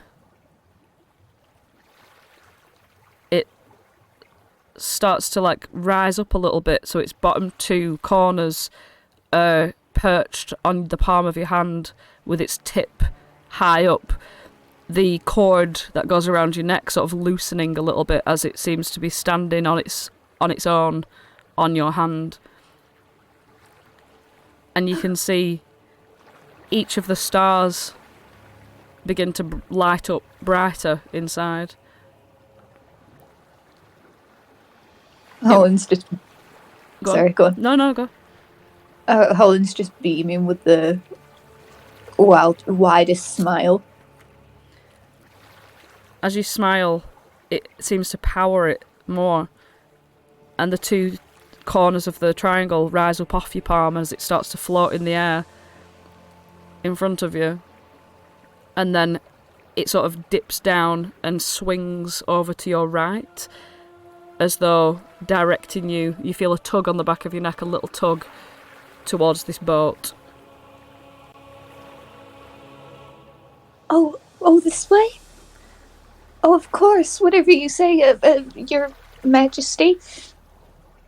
The light within your mace blooms stronger, as though it's agreeing with you. Holland will bound into the boat, a new lease of life. You get in and sit your little bum down. And you see that underneath the seat, there are a couple of oars that have sort of been stowed underneath there. There's a roll of hempen rope in front of you as well. And a little bag, like a sort of ratty old backpack that's like loose and sort of saggy in the top corner of the boat. I'll have a look in the bag. Or Inside, start running. you open it up and you see that there's a tin mug that's part of a thermos sort of situation. When you sort of... Well, there's a thermos there as well. And a couple of cookies in a sort of metal container. Oh, the guys are gonna love these. And he'll take the cookies. Mm-hmm. And pick up the oars. Not a moment to waste. Alright. You're gonna have to roll a strength check to see how well you can manoeuvre this boat through the thick, swampy waters as the oars sort of drag these clumps of marshy land underneath. No bother. My guy Holland, he lifts that carousel with his bare hands. He can do this. 13? Nice. Yep. You push through, and it does feel quite difficult. Your muscles sort of bulge a little as you sort of push your way through. You are not only just pushing your own weight, but there's weight of this boat as well as it goes chugging through. And you begin to sort of pass the lily pads sort of slap up against the side of the boat and the water. You see little fireflies sort of hanging in the air as you push on through. Unfortunately, this boat doesn't move, so I'm just going to push you around. And you sort of snake in and out. As you pass, you see little dragonflies sort of landing on these pink lotus flowers. Yeah, I was going to say, could he stop ever so briefly just to sort of reach out and touch one of the lotus flowers? You can indeed. So you reach out. And how are you doing it? With like wonder or... Like, what kind of emotion? I don't imagine, just based on the map, that Holland's come across flowers quite so big. Mm-hmm. So I think he's kind of, he reaches out and he kind of palm open and he's like lifting the petal close to his face to study it. Mm-hmm. When you bring the sort of the petal towards you, you see that in the sort of very, very centre, there's a tiny little pixie sort of roused from its sleeping. Looks at you a bit confused and sort of on its hand sort of crawls backwards a little bit, looks at you as though it doesn't know if you're going to like snatch it up and eat it all of a sudden, and just sort of stares you down silently, with a bit of fear in its eyes. Oh, I'm sorry. I didn't know anyone was sleeping in here. I was just looking at this flower. The pixie sort of like nods its head and says, Can I get back to my sleeping now? I'm very tired. And you should be too. Haven't you noticed what time it is? No, I can't say I ever really do. It is time for dreaming. and he looks up to the stars, and as you look up as well, you notice that night has fallen upon you and all around you, and suddenly the darkness sort of falls down, washing away all of the sort of gloomy daylight that was once there, and the fireflies light up more, and the glow of your mace brightens further, which is a slight hindrance because beyond that you can't see much as you traverse further in through. As he starts to move away, in his hand he's just going to practice recreating a smaller version of the lotus flower. Mm-hmm. And then he's going to transfer his light into the flower, so it looks like it's coming from the bulb of the flower instead. Nice. So you hold this lotus flower in your lap, with the light glowing in the centre of it. Is it out of the mace? Yeah, for the time being. I don't think I can have multiple at once. Alright. So I'll just strap that back behind me. And Okay. keep As it's going. sort of below you, it sort of lights you up and the boat itself. And a good... What's the radius on light? I will check.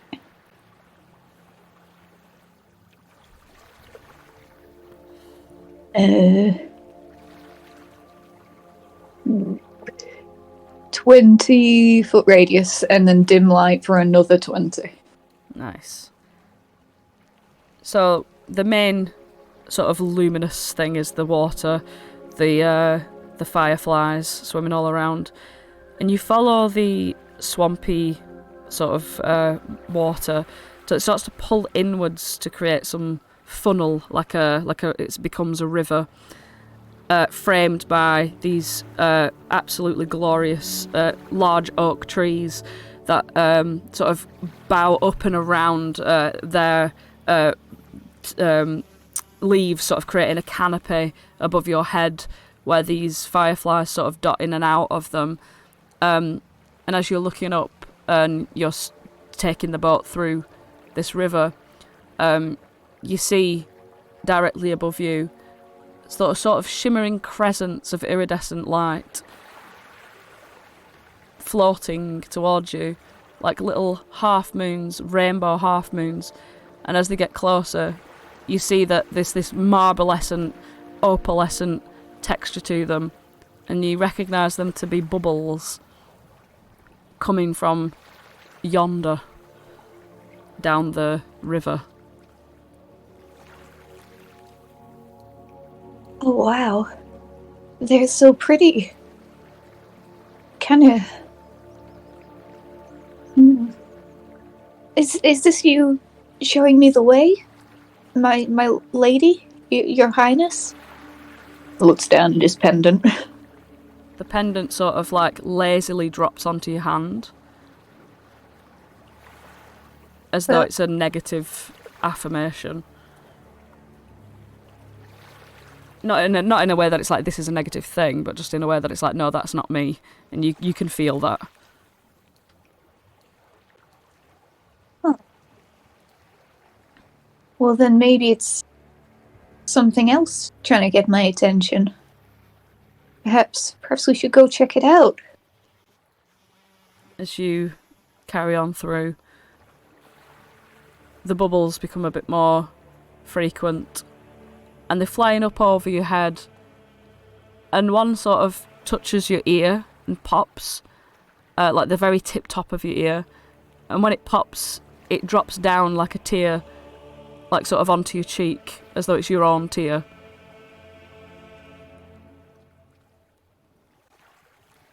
Oh. It's got kind of a sadness to it. Maybe someone needs some joy in their life right now. As you travel further, the trees sort of press like against the bankings. You sort of feel like you are going through a tunnel of trees until the river abruptly stops. The boat bumps against the banking before you, and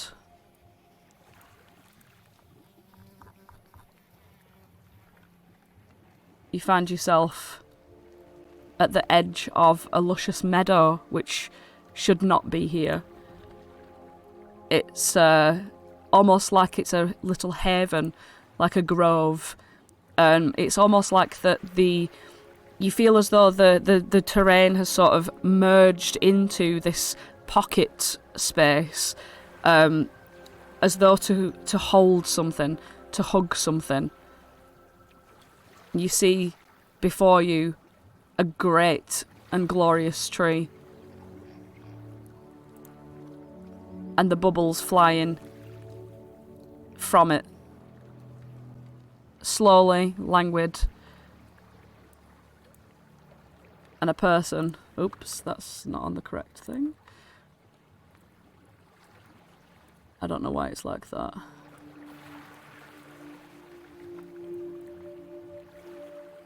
Sitting in the bough with a foot up on a branch, knee bent, one leg dangling,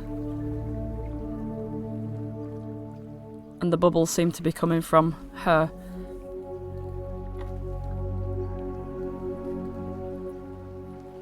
Oh dear. So much sadness in a place so beautiful.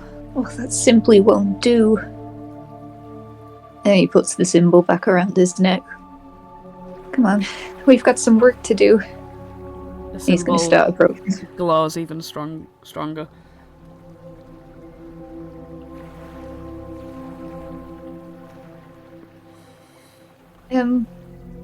Hello? As soon as I hear that, I kind of like tense up in the tree, and I sort of dart my head around before sort of noticing Holland there. And then Holland, you sort of see this woman sort of roll her eyes and say, "Oh, be gone, brigand! You're the last thing I want to see right now." Brigand? No, I'm not with... No. That's not me. I'm... my name's Holland. I work at the Witchlight Carnival. I'm traveling with my friends right now. Upon sort of hearing that, I sort of climb myself out of the tree. I also can't move this icon. But yeah, I sort of... Yeah, I don't know why. Sorry. But yeah, I sort of move myself out of this tree, and I sort of stand a bit, like at the foot of the tree, a bit of distance between myself and this supposed not brigand. You're not a brigand? No, those guys are really mean. And that's not me. I'm all about being happy. Well, you look like a brigand. I mean, you've got that scarf. Who's to say you're not Agden Longscarf himself? No, Agden used to be really mean to me. I grew up... well, I think it was near here. It's really changed since I was last here. But I'm not one of them. I sort of furrow my brow at this quote-unquote not a brigand. Well. And then I sort of put my hand out, but like with my pinky extended. You got a pinky promise that you're not a brigand. Oh, absolutely. And I'll swear to my god as well if that means anything to you. I sort of take the pinky promise and I say, you can't break a pinky promise. Now, I don't know much about gods or that sort of thing. But if you're not a brigand, then what are you doing here? Well, you see, ever since I've returned home, I've, I'll be doing something and then all of a sudden I'm somewhere else. And normally I'm really close to my friends, but this time I'm just not. I've tried looking for them and they're just nowhere nearby. And I've been rowing for ages because Lliira, and he lifts up the pendant and starts like kind of shaking it about a bit. Lliira told me to go this way, and then we saw your tears, I think that was. So I thought, hey, that's a person who needs our help, and here I am. Archie takes a moment and she just sort of looks around quite cautiously. She looks like she's taking a moment to think. So you just sort of poofed away from your friends? Yeah, it's happened a couple of times now. Oh, you're just a little kid. Archie says, and she seems a lot more relaxed after asserting that fact. Hey, I am not a kid. I am 15. Well, what's wrong with being a kid? Nothing. I did my time, and now I'm a grown-up. Well, I don't know. I know a few people who would beg to differ. You sound like Flopsy right now. I do not sound... Wait, who's Flopsy? Oh, he's so cool. He came with me. He can play so many instruments, and he's so talented. And he can do so much. He's really friendly. You'd love him. Well, is he like you? Sorta. He's a bit smaller, and he's got white fur, and he's got a funny ear. But we don't say it's funny to his face. It's just, yeah, he's a bit like me. What about you? Do you have any friends like you? Well, I mean, I do have a few friends like kind of like me, but I mean, I'm quite. Hey, you and me have quite a bit in common. I mean, we're both quite a ways away from our friends. I'll say. Where are your friends? Well, they're certainly not over hither. Oh yeah, there's 3 now, isn't there? It's difficult to get used to. Well, I mean, you've had what 10 years to get used to it. Oh no, I transferred realms when I was 7. I've been everywhere really, but I've been traveling with a carnival, and we go to all different planes, and we don't really stop in the Feywild that often. Yeah, so, you said yeah. you're from that Witchlight carnival, didn't you? Yeah, I am. I work on the carousel. Oh, I remember that. With all the horses, and you look at you see that Archie like her eyes sort of light up, and I mean that quite literally. Like you notice that her eyes are sort of shimmering in like iridescent colors. It kind of looks like a bubble, but the bubble appears a lot brighter than before. I remember. Well, I mean, kind of. But there was a carnival, and there horses on a merry-go-round, and you'd ride on it, and it would go up and down and in a circle. Oh wow, you've been! Yeah, those are my horses! Well, unicorn. You know. Well, I mean, How, I don't. Oh, how long ago did you go? You may have been while I was working there. no, I'm probably not. I mean, you look quite young. I went 8 years ago. Oh, yeah. I would have been... Well, I suppose I wouldn't have had a lot of responsibility then. I would have been like... Yeah, 7. But, I mean... I could still climb all the way up where they needed me to fix, the rotator inside the carrot. Not to break the illusion or anything, but... Yeah, that's how it works. Well, I didn't give you my name, did I? I mean, you gave me yours, and obviously I know the rules. Archie is my name. Archie! Oh, that's a pretty name. It's almost an anagram for happy. Yeah, I mean, yeah, sure, why not?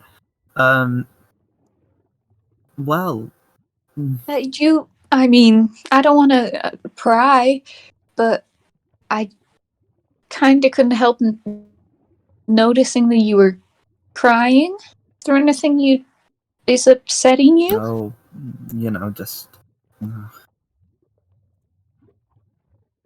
girls, Girl trouble? if you could even call it that.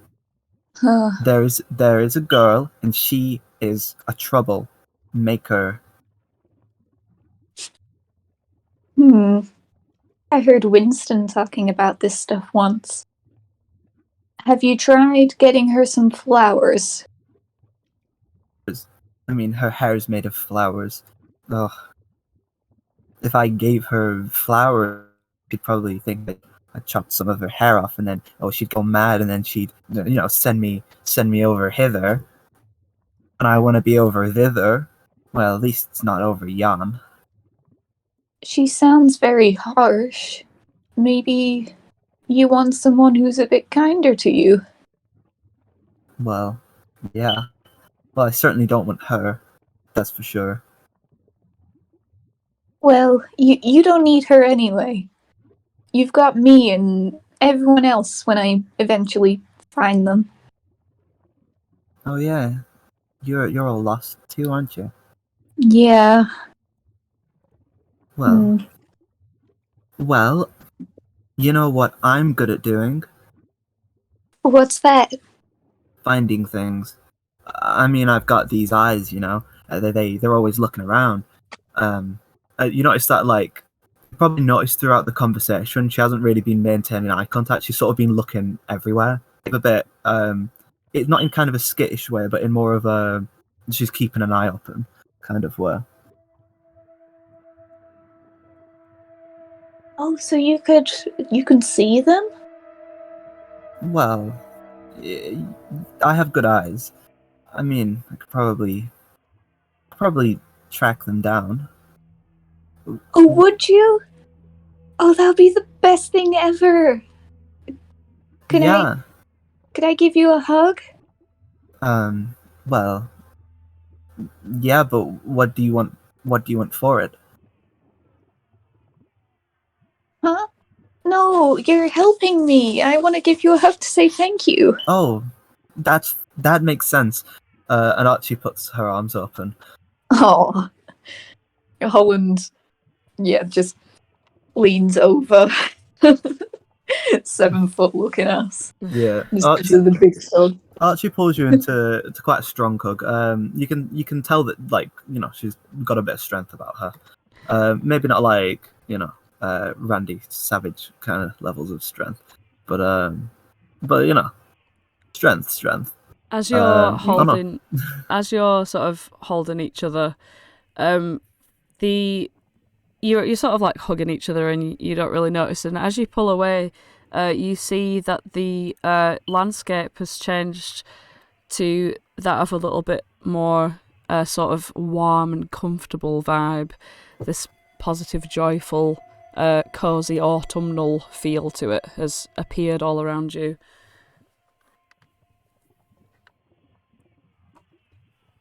Wow, it's so pretty here. Do you live here?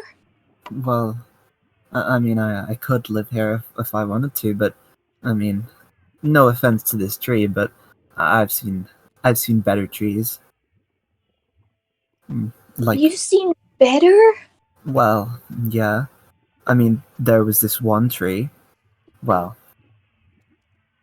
she sort of looked around to check if the coast was clear, and then sort of whispered, like, leans into Holland's ear. Don't tell anyone about this. But there's this tree, this talking tree, and he's got a big house on the back of his head. That's where the getaway gang live. I mean, if you come with me, I mean, if we find a way to go to thither, then maybe you could meet the getaway gang. You might even want to join them. Oh, I don't know. I've never been in a gang before. Oh, well, it's not that type of gang. It's not like, you know, a brigand type of gang. It's like, well, I think you'd have to see it to know what I mean. Oh, it's like a friend gang. Yeah, exactly. But like a friend gang of heroes and, well, kids, you know. Kind of like you, but I guess if you're not a kid... Well, I'm not a kid, but I could be a hero. Yeah, well, sure you could. By the way, where did you last see your friends? Well, we were fighting some horrible creatures that were pretending to be brigands in Jingle Jangle's cave up on like this big hill. Why would anyone pretend to be a brigand? I don't know. I was running from this fire monster, and they started following me, and then they were following Jingle Jangle and torturing her, and it was we had to save her, and then I got, you know. That must have been terrible for you to see. You notice that like a small bubble has sort of formed in Archie's eye upon sort of hearing about that. Well, if we could get you safe back to your friends, there's a lot of safety in numbers, you know. That's what I think anyway. Oh, that's why you're in a gang. Well, I mean, I'm not in the gang anymore. Oh. Well, we can start a new gang. What do we call it? The tree people. That might be offensive to the tree ants. I mean, they are kind of the tree people themselves. I probably wasn't the person for that question. I don't have creativity anymore. It's really sad. Oh, I'm sure you do. I mean, if we put our heads together, we can come up with something. No, I mean like a hag stole it from me. According to the unicorns, anyway. She stole it from you? Yeah, Endelin, I think it was. There's 3, so I kind of lose count. Well, that certainly isn't very nice at all. Yours is Scabatha. It was Scabatha Nightshade. Archie, you see her, the sort of shimmering of her eyes is sort of a bit of a red gleam to it, and she like kind of looks a bit mad at just hearing that name. Gabatha Nightshade. No. More like Scab of the Earth. Nightshade. Yeah, well, I mean, it's no doubt she's stealing things. No, that's all she ever does. Oh, they've all stolen something from each of my friends. Wow. I wish I could say she stole something from me, but she didn't. Not exactly. But she has something of mine, and I want it back. Oh, what is it? All the love in my heart. She stole your love? Exactly. Oh Well, no. I mean, stealing is kind of a loose definition. And technically, she was given it. So, can you still feel, like, joy? Well, I mean, I don't know. I've kind of felt a bit, well, not very happy since I found out. And then, of course, I went to tell Vanellope that my love in my heart is gone missing. And then Vanellope, oh, because she already knows. Of course she already knows. I mean, why wouldn't she? And then I, well, you know, I say, I'm gonna get it back. And she didn't like that, so she goes and sends me over hither. I want to be over thither. It's not, it's not very nice of her at all. And I've been feeling very mad and very down and actually very downright angry about this entire thing. But I mean, well, Oh, you poor friend. How terrible. Holland pats his pockets for, like, tissues or something and then just pulls off his neck scarf and offers it to her. Oh, sure. She takes your neck scarf and she sort of pats around in her own pockets. And she pulls out a fragment of a beautiful song written on 2 pieces of parchment. And she gives you that. And she she sort of wraps your scarf around her neck. And you kind of get the impression that she thinks you've given it to her to keep. Oh. Well, if it cheers you up. I mean, I'm gonna get Egden's long scarf anyway, and I'm gonna burn it, but I'm gonna keep a bit of it, because he's mean and he deserves to feel silly. Yeah, well, let's try and make him feel silly. But you know something, Holland? What's that? I've not been feeling as mad now that I'm around you. I mean, I downright say you cheered me up. Oh, really? Oh, yay, that's why I came here. Oh, mission accomplished. Well, let's go see if we can't find your friends, huh? Thank you. I miss them so much. Where did you last see them? I've already asked that. Well, Flopsy was running out the cave, and Oswald was behind me. Now, this cave, what did it look like? Was there anything interesting about it? It had loads of keys. And a goblin. Keys. And a goblin. Can I roll a history to see if I might have perhaps, seen anything like that or heard of anything like that? Yeah, you can. Okay. I'm going to roll my history when I can find it. Right. Oh, there it is. Nice. Oh, natural 20. You know that just beyond the Pool of Restoration is Tellamy Hill, where a goblin called Jingle Jangle is known to live. This keys. I think I know this cave of keys, and there's a goblin called Jingle Jangle there. That must be it. Well, it's just beyond the Pool of Restoration. In fact, I know the way.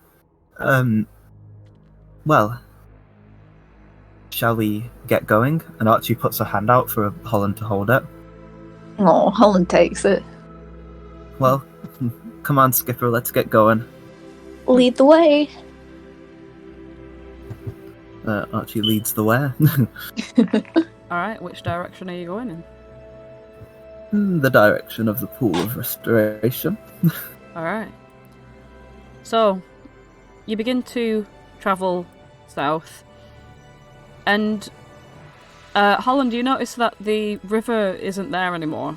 Like it's as if it was never there at all.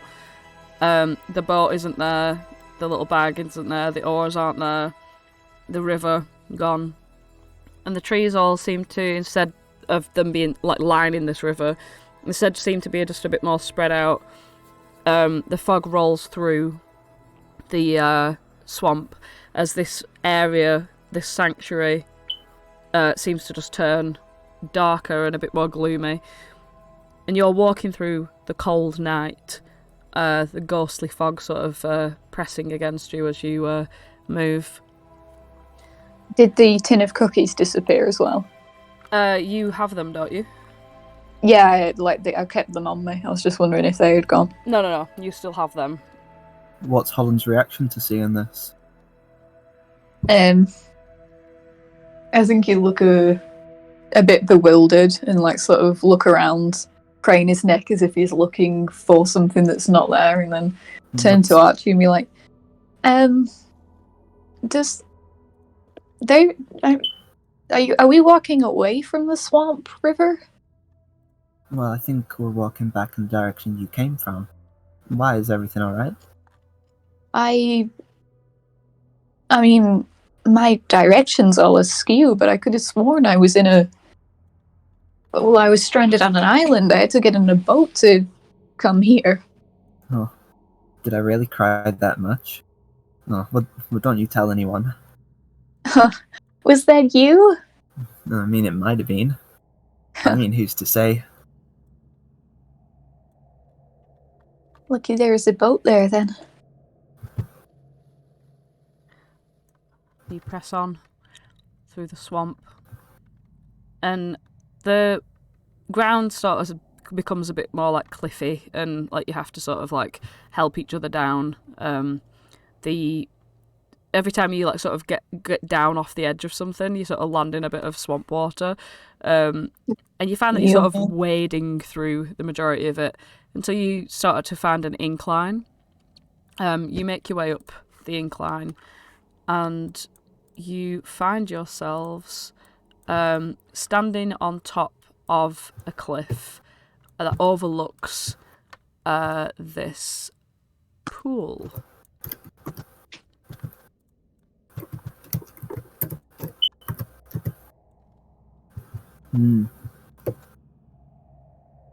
I recognize this place. The Pool of Restoration, it's called.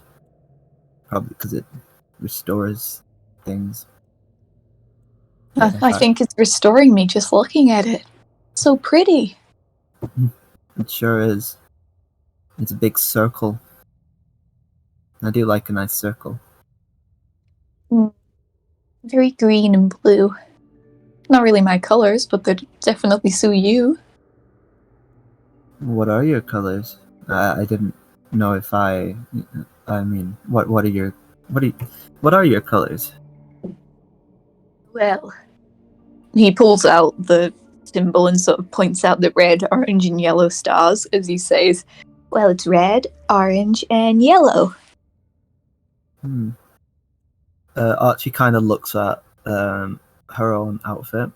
A lot of what she's wearing is like there's some browns on like the leather of her armor, but there's a lot of like yellow and green on her clothes. Well, her clothes are mostly yellow and green. And she sort of looks at the yellow and says, I'm sorry, I'm wearing your colors." Oh, not at all. The more people, the merrier. Really? I mean, when you meet Flopsy, he's wearing every color, so it's not clashing, it's sharing. Well, I'm just saying. I didn't know they were your colors. I just kind of thought they were for everyone. Well, sure. I mean, I'm borrowing them off of Lliira, so they're for anyone to have. Oh, well, that's good. I don't have to rethink my outfit. No, you suit it. Does Holland look like thirsty or tired, or like, does Holland look thirsty? Yeah, he looks not bad. He doesn't look tired, he just looks depleted. Oh, come on, let's get you let's get down to that pool and get you some nice water to refresh you. How far is this sort of cliffside? It's just a 10-foot, so you can just acrobatics or athletics your way down, you choose. If you're helping one another, just give each other advantage. Yeah. Well, I think we will be. Okay, I'm sort of gonna like do some sort of like just a jump down. Get a 21. Nice. Yeah. I'm gonna try and catch Holland if he's gonna jump down. Yeah, go on. Well, it's the Giving him 18. advantage. Yeah, it's the 18. Yeah. Yeah, Holland sort of almost loses his footing, but I catch him and say, "You alright there, Skipper?" For a Harengon, I'm not very good at jumping. Oh well, I'm sure you'll find your footing.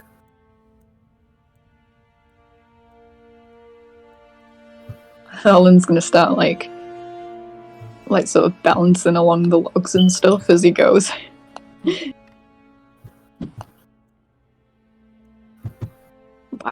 Swing from a branch. Oops. You're on Swear to God, I cannot move that archer. Oh, I was going to say. Sorry, I don't know why. But yeah. STG. Compressed archer. Right, I'll sort you out. My favourite flavour. Whoop. He's just jumping from branch to branch or whatever. He's going to try and jump on the lily pad because he's kind of an idiot. As soon as you jump, you sort of bound forth and both your feet ready in the air to slam down onto these lily pads. The lily pads obviously bounce underneath your feet and you fall straight in to this pool. And Flopsy and Oswald, you hear a gigantic splash coming from this pool. As your attention's been sort of northwards on the tavern there, your attention is now pulled southwards. And as you peer behind this tree, carefully, you peer behind the tree, and you see this girl standing over this edge of this pond, and all of a sudden, resurfacing, woof, Holland's ears and face and shoulders. You find that you can stand up fully in this, and it comes up to your middle. Oh, I could have... these are so much stronger in Silver Song Lake. I thought they were all like this. Like Wow. that. Oh well. To each lily pad their own strengths. I don't know where I'm going with this. Well, it worked out for the best. I got a pretty big gulp while I was down there. Archie sort of I guess she takes off of her shoes and as she's just wearing her I don't know, undergarments. She wears quite modest undergarments. She's not getting naked next to a kid. But she just sort of goes into the pool and just sort of hops in. She has a little swim around and then splashes Holland with some water. Holland's midway through filling up his watering can with the water, and he's oh, hey, and just bunny leg foot kicks it and splashes it that way. Oswald, you hear in your head, "Oh, thank God she didn't push him in." And Flopsy puts his bonk stick back and starts walking forward. Oswald will follow. Sorry, Jenna, you can go from there. Oh no, it's fine. I was just gonna. Yep. Take it away.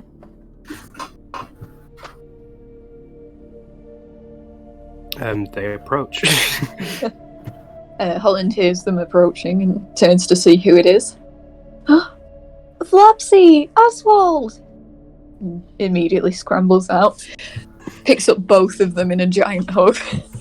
Oh goodness! This is a Hello. coincidence.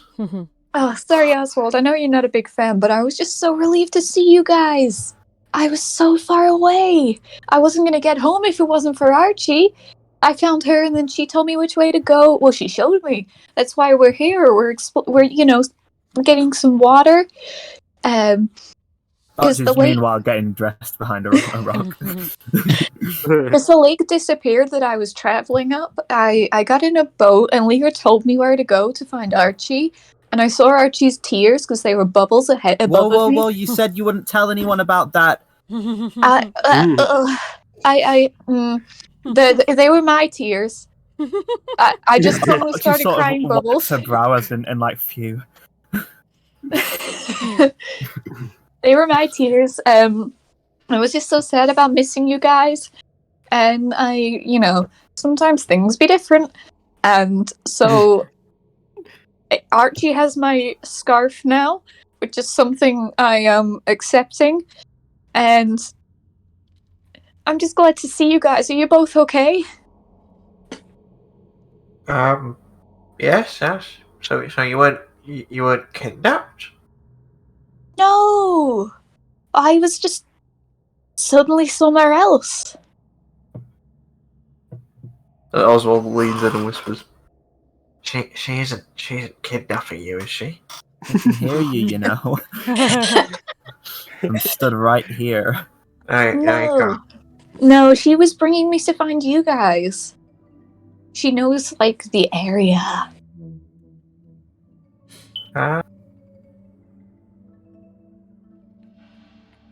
And Oswald just stares at Archer. Holland and Archie, you feel as though if you had any cuts and scrapes or even like a little spot, like a blemish on your face even, it's all been completely made pristine by the Pool of Restoration. Archie, you know that this Pool of Restoration, if you drink from it or bathe in it, you will be completely healed as though you've had a long rest. It just doesn't restore spell slots.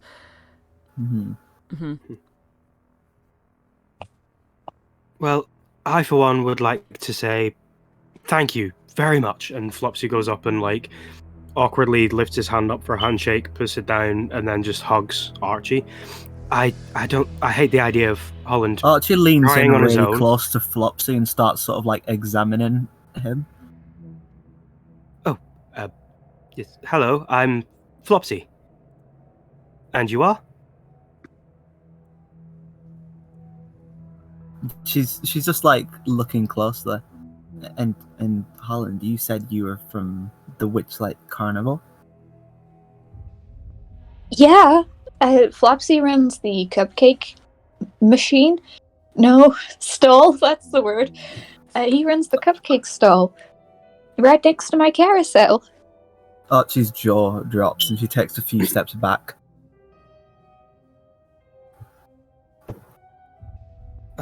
Have I done something wrong? She leans in again and squints. Am I getting a look at this guy? Flopsy waves slowly. You're him. You've seen me before? You're the Chicken King. I'm the what? The Chicken King. The chicken and the king, the Witchlight King, Chicken King. You're the Chicken King. I assure you, I don't know what you mean, you're the yes, king of the chickens. Well, I was crowned the Witchlight Monarch quite recently. Recently? That doesn't have anything to do with chickens. I mean, that depends on your definition of recently. What do you mean? Well, I mean, I was there when it happened. You? 8 years ago? Yeah. So I'm not. I mean, I don't know what counts as recently to Harengon. I mean, I guess you must live a really long time. But that's not recently to me. Oh, it's only been a couple of days for us because we got here late.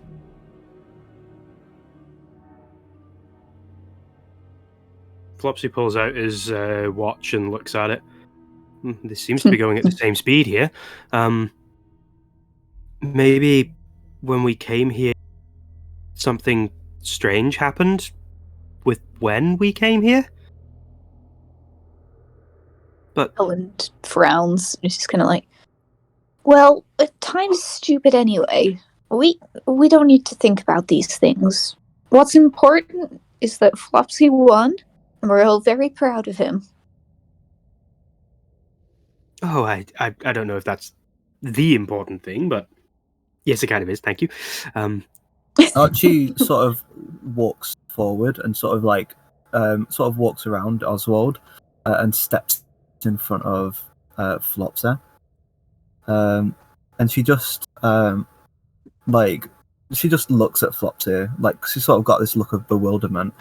And then she just does a bow, like a really sort of awkward, like she does not know how to properly bow kind of bow, where she just sort of has her arms locked to her side and like tries to do some sort of like 90-degree turn. And then sort of raises her head. Flopsy awkwardly doesn't know how to react, so grabs the brim of his top hat, curtsies, and while doing so, doffs his hat, revealing Marielle underneath. Oh, I swear I'm not a chicken king, but yes, that's kind of unfortunate timing. I do have a chicken, but I don't claim to be king. That's the same chicken. That's the same chicken. He is pretty unmistakable, I'll give you that. You have to be the chicken king. Well, I always prefer monarch. It sounds very important, but when you say you were there, were you part of the festivities or were you watching from afar? You seem to have complicated a few of the finer points. I was dancing with Marielle, but I was never a chicken king.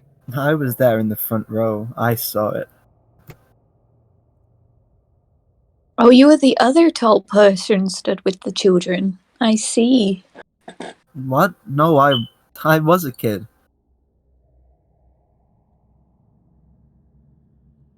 Oh. So you've grown up in the time that it's taken for us to do, like, 2 days worth of stuff? Ugh, no, this is messy. I don't like time. Let's not think about this. I agree. Hurts my brain. Are two difficult thoughts. Well, but it's nice to meet the Chicken King again. Oh, well, it's a pleasure to be remembered after 8 years as the Chicken King. Did you come here 8 years ago and age here, or have you only just come here? I know we're trying to avoid the time question, but can we age differently if we all separate while we're here? I don't know. That's just sort of shrugs. In which case, Holland, you probably shouldn't. We should probably find a way of, controlling where you go or finding you when you do go. I was worried sick this time. It's just lucky that Archie was there. I don't want to meet you as an old man when you next disappear. No, that's not how it works. Happen? I don't think so. I mean, do you know about it? Well, I don't know, but most kids I know, they don't really age that fast.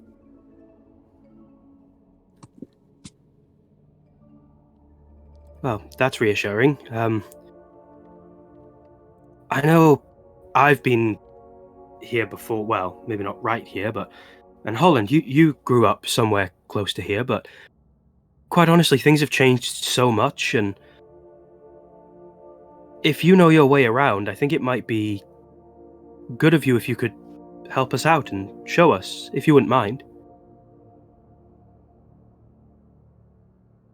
She sort of looks around, She looks at Oswald, a strange little Gnomeling man, and she looks at the Chicken King. And she looks at Holland swimming around in the water. And she says, well, I mean, it depends on where you're going.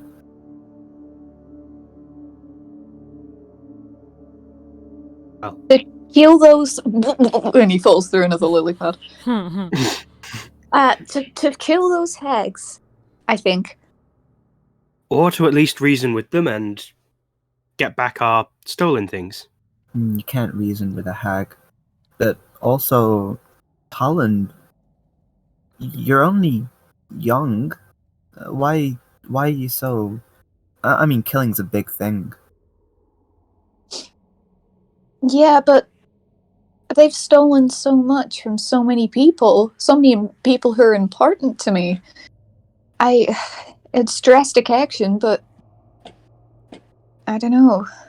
It makes me feel a bit weird, but if it's what needs to be done...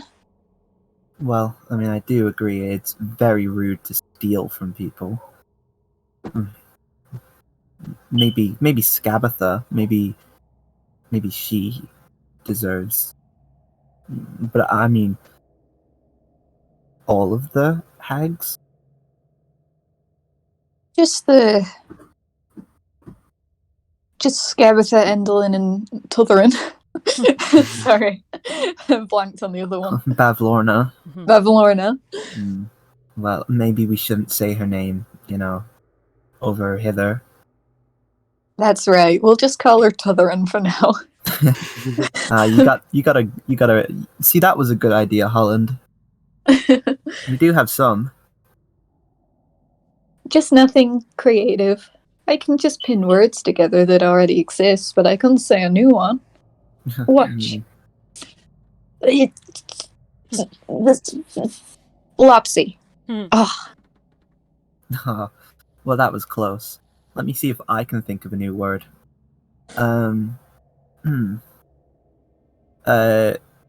Chigger moo. Chiggermoo. Chiggermoo? Mm-hmm. What does that mean? Well, let me think how you'd use it in a sentence.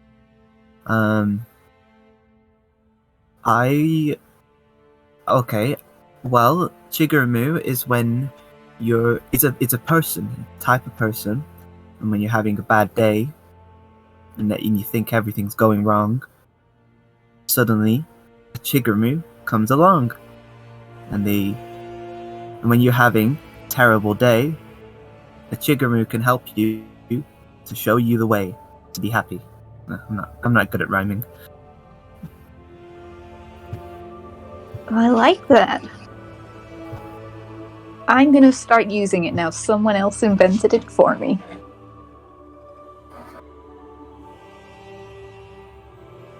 Oh, that kind of reminds me. Flopsy, look at me and Archie. We're twinning with our colors. Archie's wearing Holland's scarf, you notice. Oh, wow. What a coincidence. That's really sweet. Sorry, it just popped into my head that it was fate, and I don't know why it popped in there. That's... Imagine, though, you two finding each other like that. That's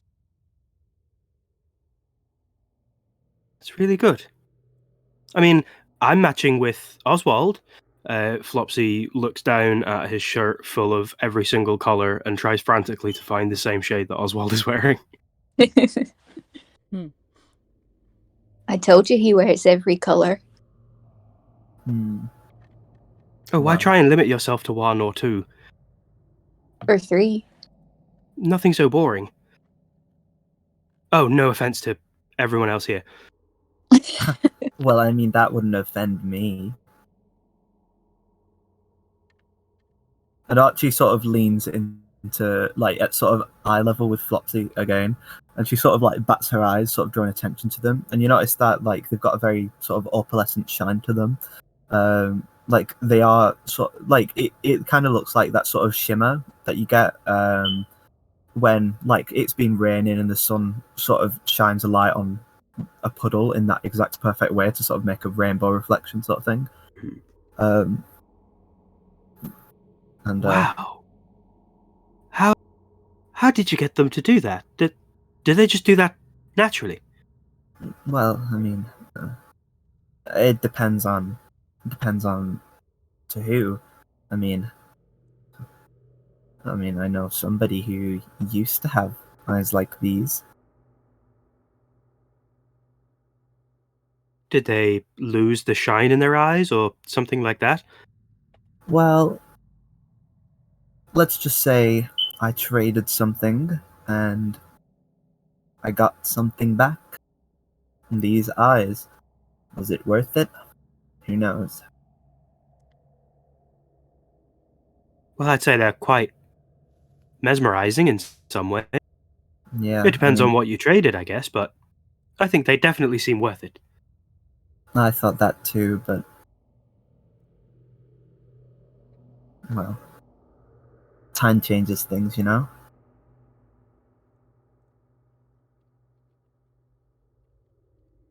I suppose it does. It all depends on how long ago it was, I guess, as well. It doesn't if you don't believe it exists. Holland calls from the water.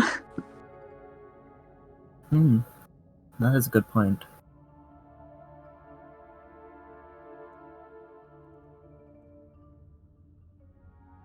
Holland, do you know what's been in that water?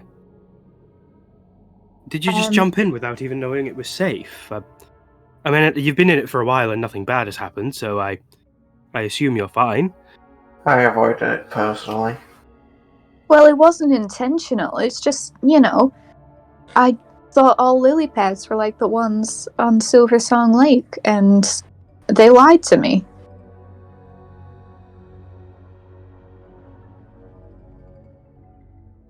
They're not. And then I was in the water. Yes, lily pads do tend to do that. I mean, fall through, not lie to you.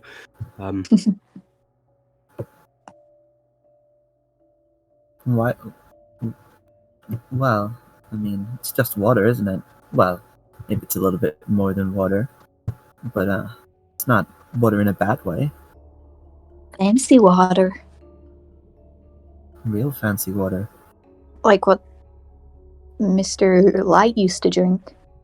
When I'd go around for my, tea and biscuits, and he'd have his special water. Oh, well, it did seem to be special water of some kind. It did make a ghost fly before. That's why I was a bit scared to, drink any of it myself. I didn't want to soar up into the air with no control. Oh, I should probably explain. I can see ghosts now, kind of. He gives the key to Holland. Yes, just in case any of them are in need of water. I guess that's the main use it's had so far. Huh. But that's why I didn't really drink from here. It seemed to have strange green bits in it. Archie sort of looks at Holland, expectantly. Oh. I hope my fur doesn't turn green again. I took a massive drink of this. Holland? Yes? You know the rules. Don't tell anyone? What? No, don't say that. That sounds very strange. No, is everything okay? No, the rule. I told you, kidnapping. No. Holland, you hear a voice in your head. Are you being kidnapped? Is this the most polite kidnapping that's ever happened? No. I made a pinky promise not to tell anyone anything ever. It's fine. Also, she has my neck scarf. But Holland, you gotta give something back. What, like pee in it? What? Because I had some, you know. No, you gotta. Oh God, no, no! You gotta give something back to Flopsy. Oh, Flopsy would probably like some pee too. Oi. Way. We can't say that while we were live. Yeah. I knew as soon as I said it, I was like, nope. Apologies, Andrew. You gotta give something back to Flopsy. Yeah, sure. Hang on. He's fumbling in his pockets. Oh yeah! Oh, I found these in the lake that disappeared. And he pulls out the tin of cookies and opens them and offers Flopsy one. They are pristine chocolate chip cookies. More mystery cookies.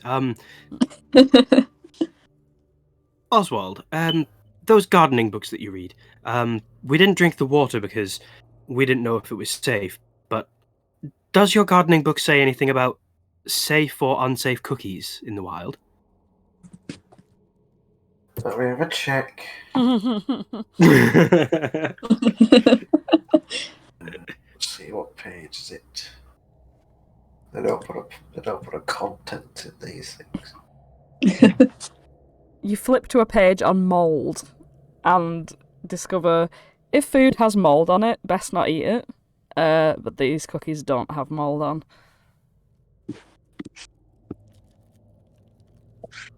There's only page on wild cookies. No, unfortunately not. The gardening book doesn't cover wild cookies. Can I roll anything on the wild cookies? No, you can't. You don't know anything about wild cookies. I don't know anything about wild cookies. So yeah, that is that. But if they don't have mould on, it's probably okay. Yeah, well, yeah. Don't eat the moldy ones. But I think you know that already. Is this because Flopsy gave Holland the ghost key? Yeah. Ah, right, okay, right. I see. Flopsy's gonna pick Sorry. up one of the cookies and sniff it, like, very ferociously, and inspect it. Lick the cookie, and then eat the cookie. Mm-hmm. It tastes Archie's very, very good. Archie nods in approval at Holland. This cookie doesn't have any properties to it, it's just a tasty cookie. Flopsy looks happy at this. It's crumbly, it's crunchy, it's chewy in the centre.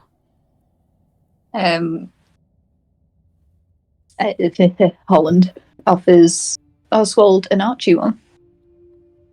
Oh, gosh.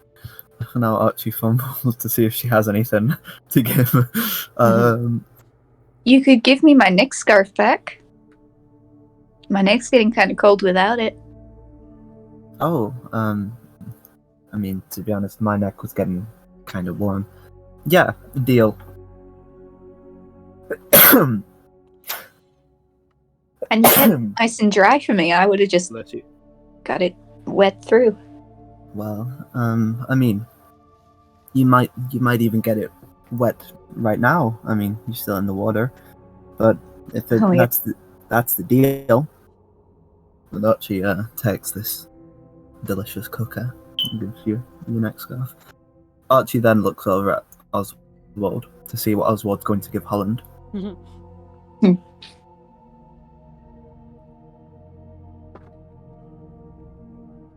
Oswald just reluctantly clutches his books.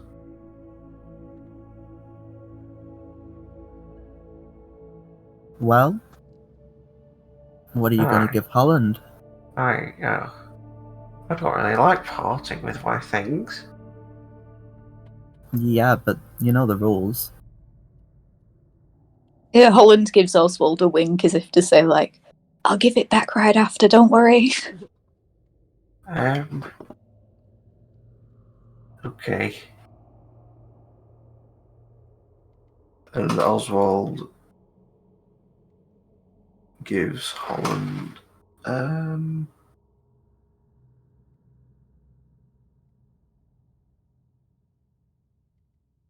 his gardening book. Oh, Holland gets out the water to accept it. So he doesn't Don't get get it wet. wet. I won't. I won't. Just dries his hand off on the tree or something. Does shape water? Could that take the water off my hand? It absolutely could. Oh yes, I want one hand to be dry and one strip of my neck to be dry, so I can put my neck scarf on.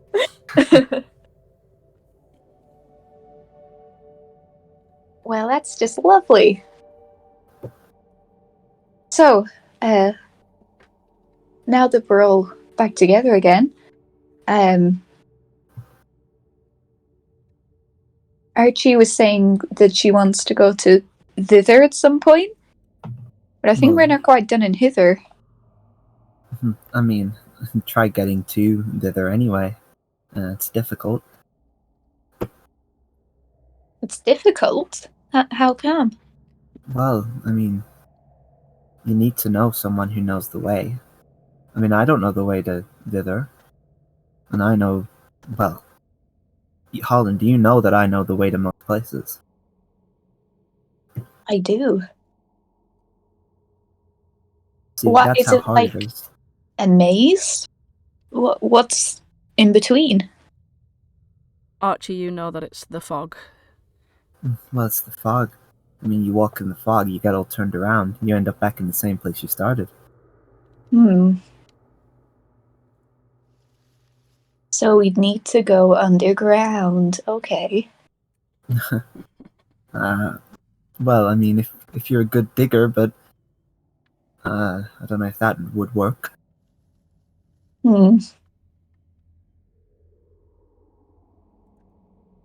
Probably take a long time.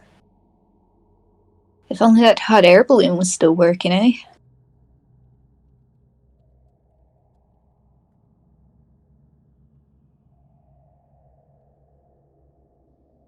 Oh yeah, you weren't there for that. We found a hot air balloon and it had a little dragon in it, and he was very nice. He gave me this dagger. And what did you give him? His freedom from the cage he was stuck in. Oh, that's nice. Well, I mean, you know, I'm glad he's safe. I think he worked for the, where's her name? The Summer Queen? The Summer Queen? Yeah. Oh, goodness. Well, I mean, sorry, Archie looks at Flopsy. I mean, I suppose, you know, it makes sense that, you know, you guys would be meeting people who know the Summer Queen. And she does a little bow to Flopsy again. No. Flopsy curtsies back and does the hat thing again. And I'm not really used to people bowing to me or even acknowledging the monarchy side of things. I often kind of think it's just something for the carnival, really. Do you think people would pay much attention to it here? Well, definitely. I mean, if you're a real, genuine, bona fide chicken king, well, I mean, who wouldn't? I know some of my friends would love to meet you. Really? Your friends, have heard of me and talk about me like a king? Well, I mean, I've mentioned you a few times. I don't really...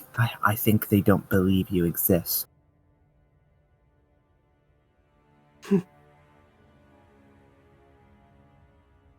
Well, on that note of existentialism, we will have to end the session. So, that's where we're going to leave it, guys. Thank you very much for listening, and we will be back. You're welcome. Next week. All right, yeah. Don't forget to like, comment, and subscribe. All right, bye, everyone. Send us money.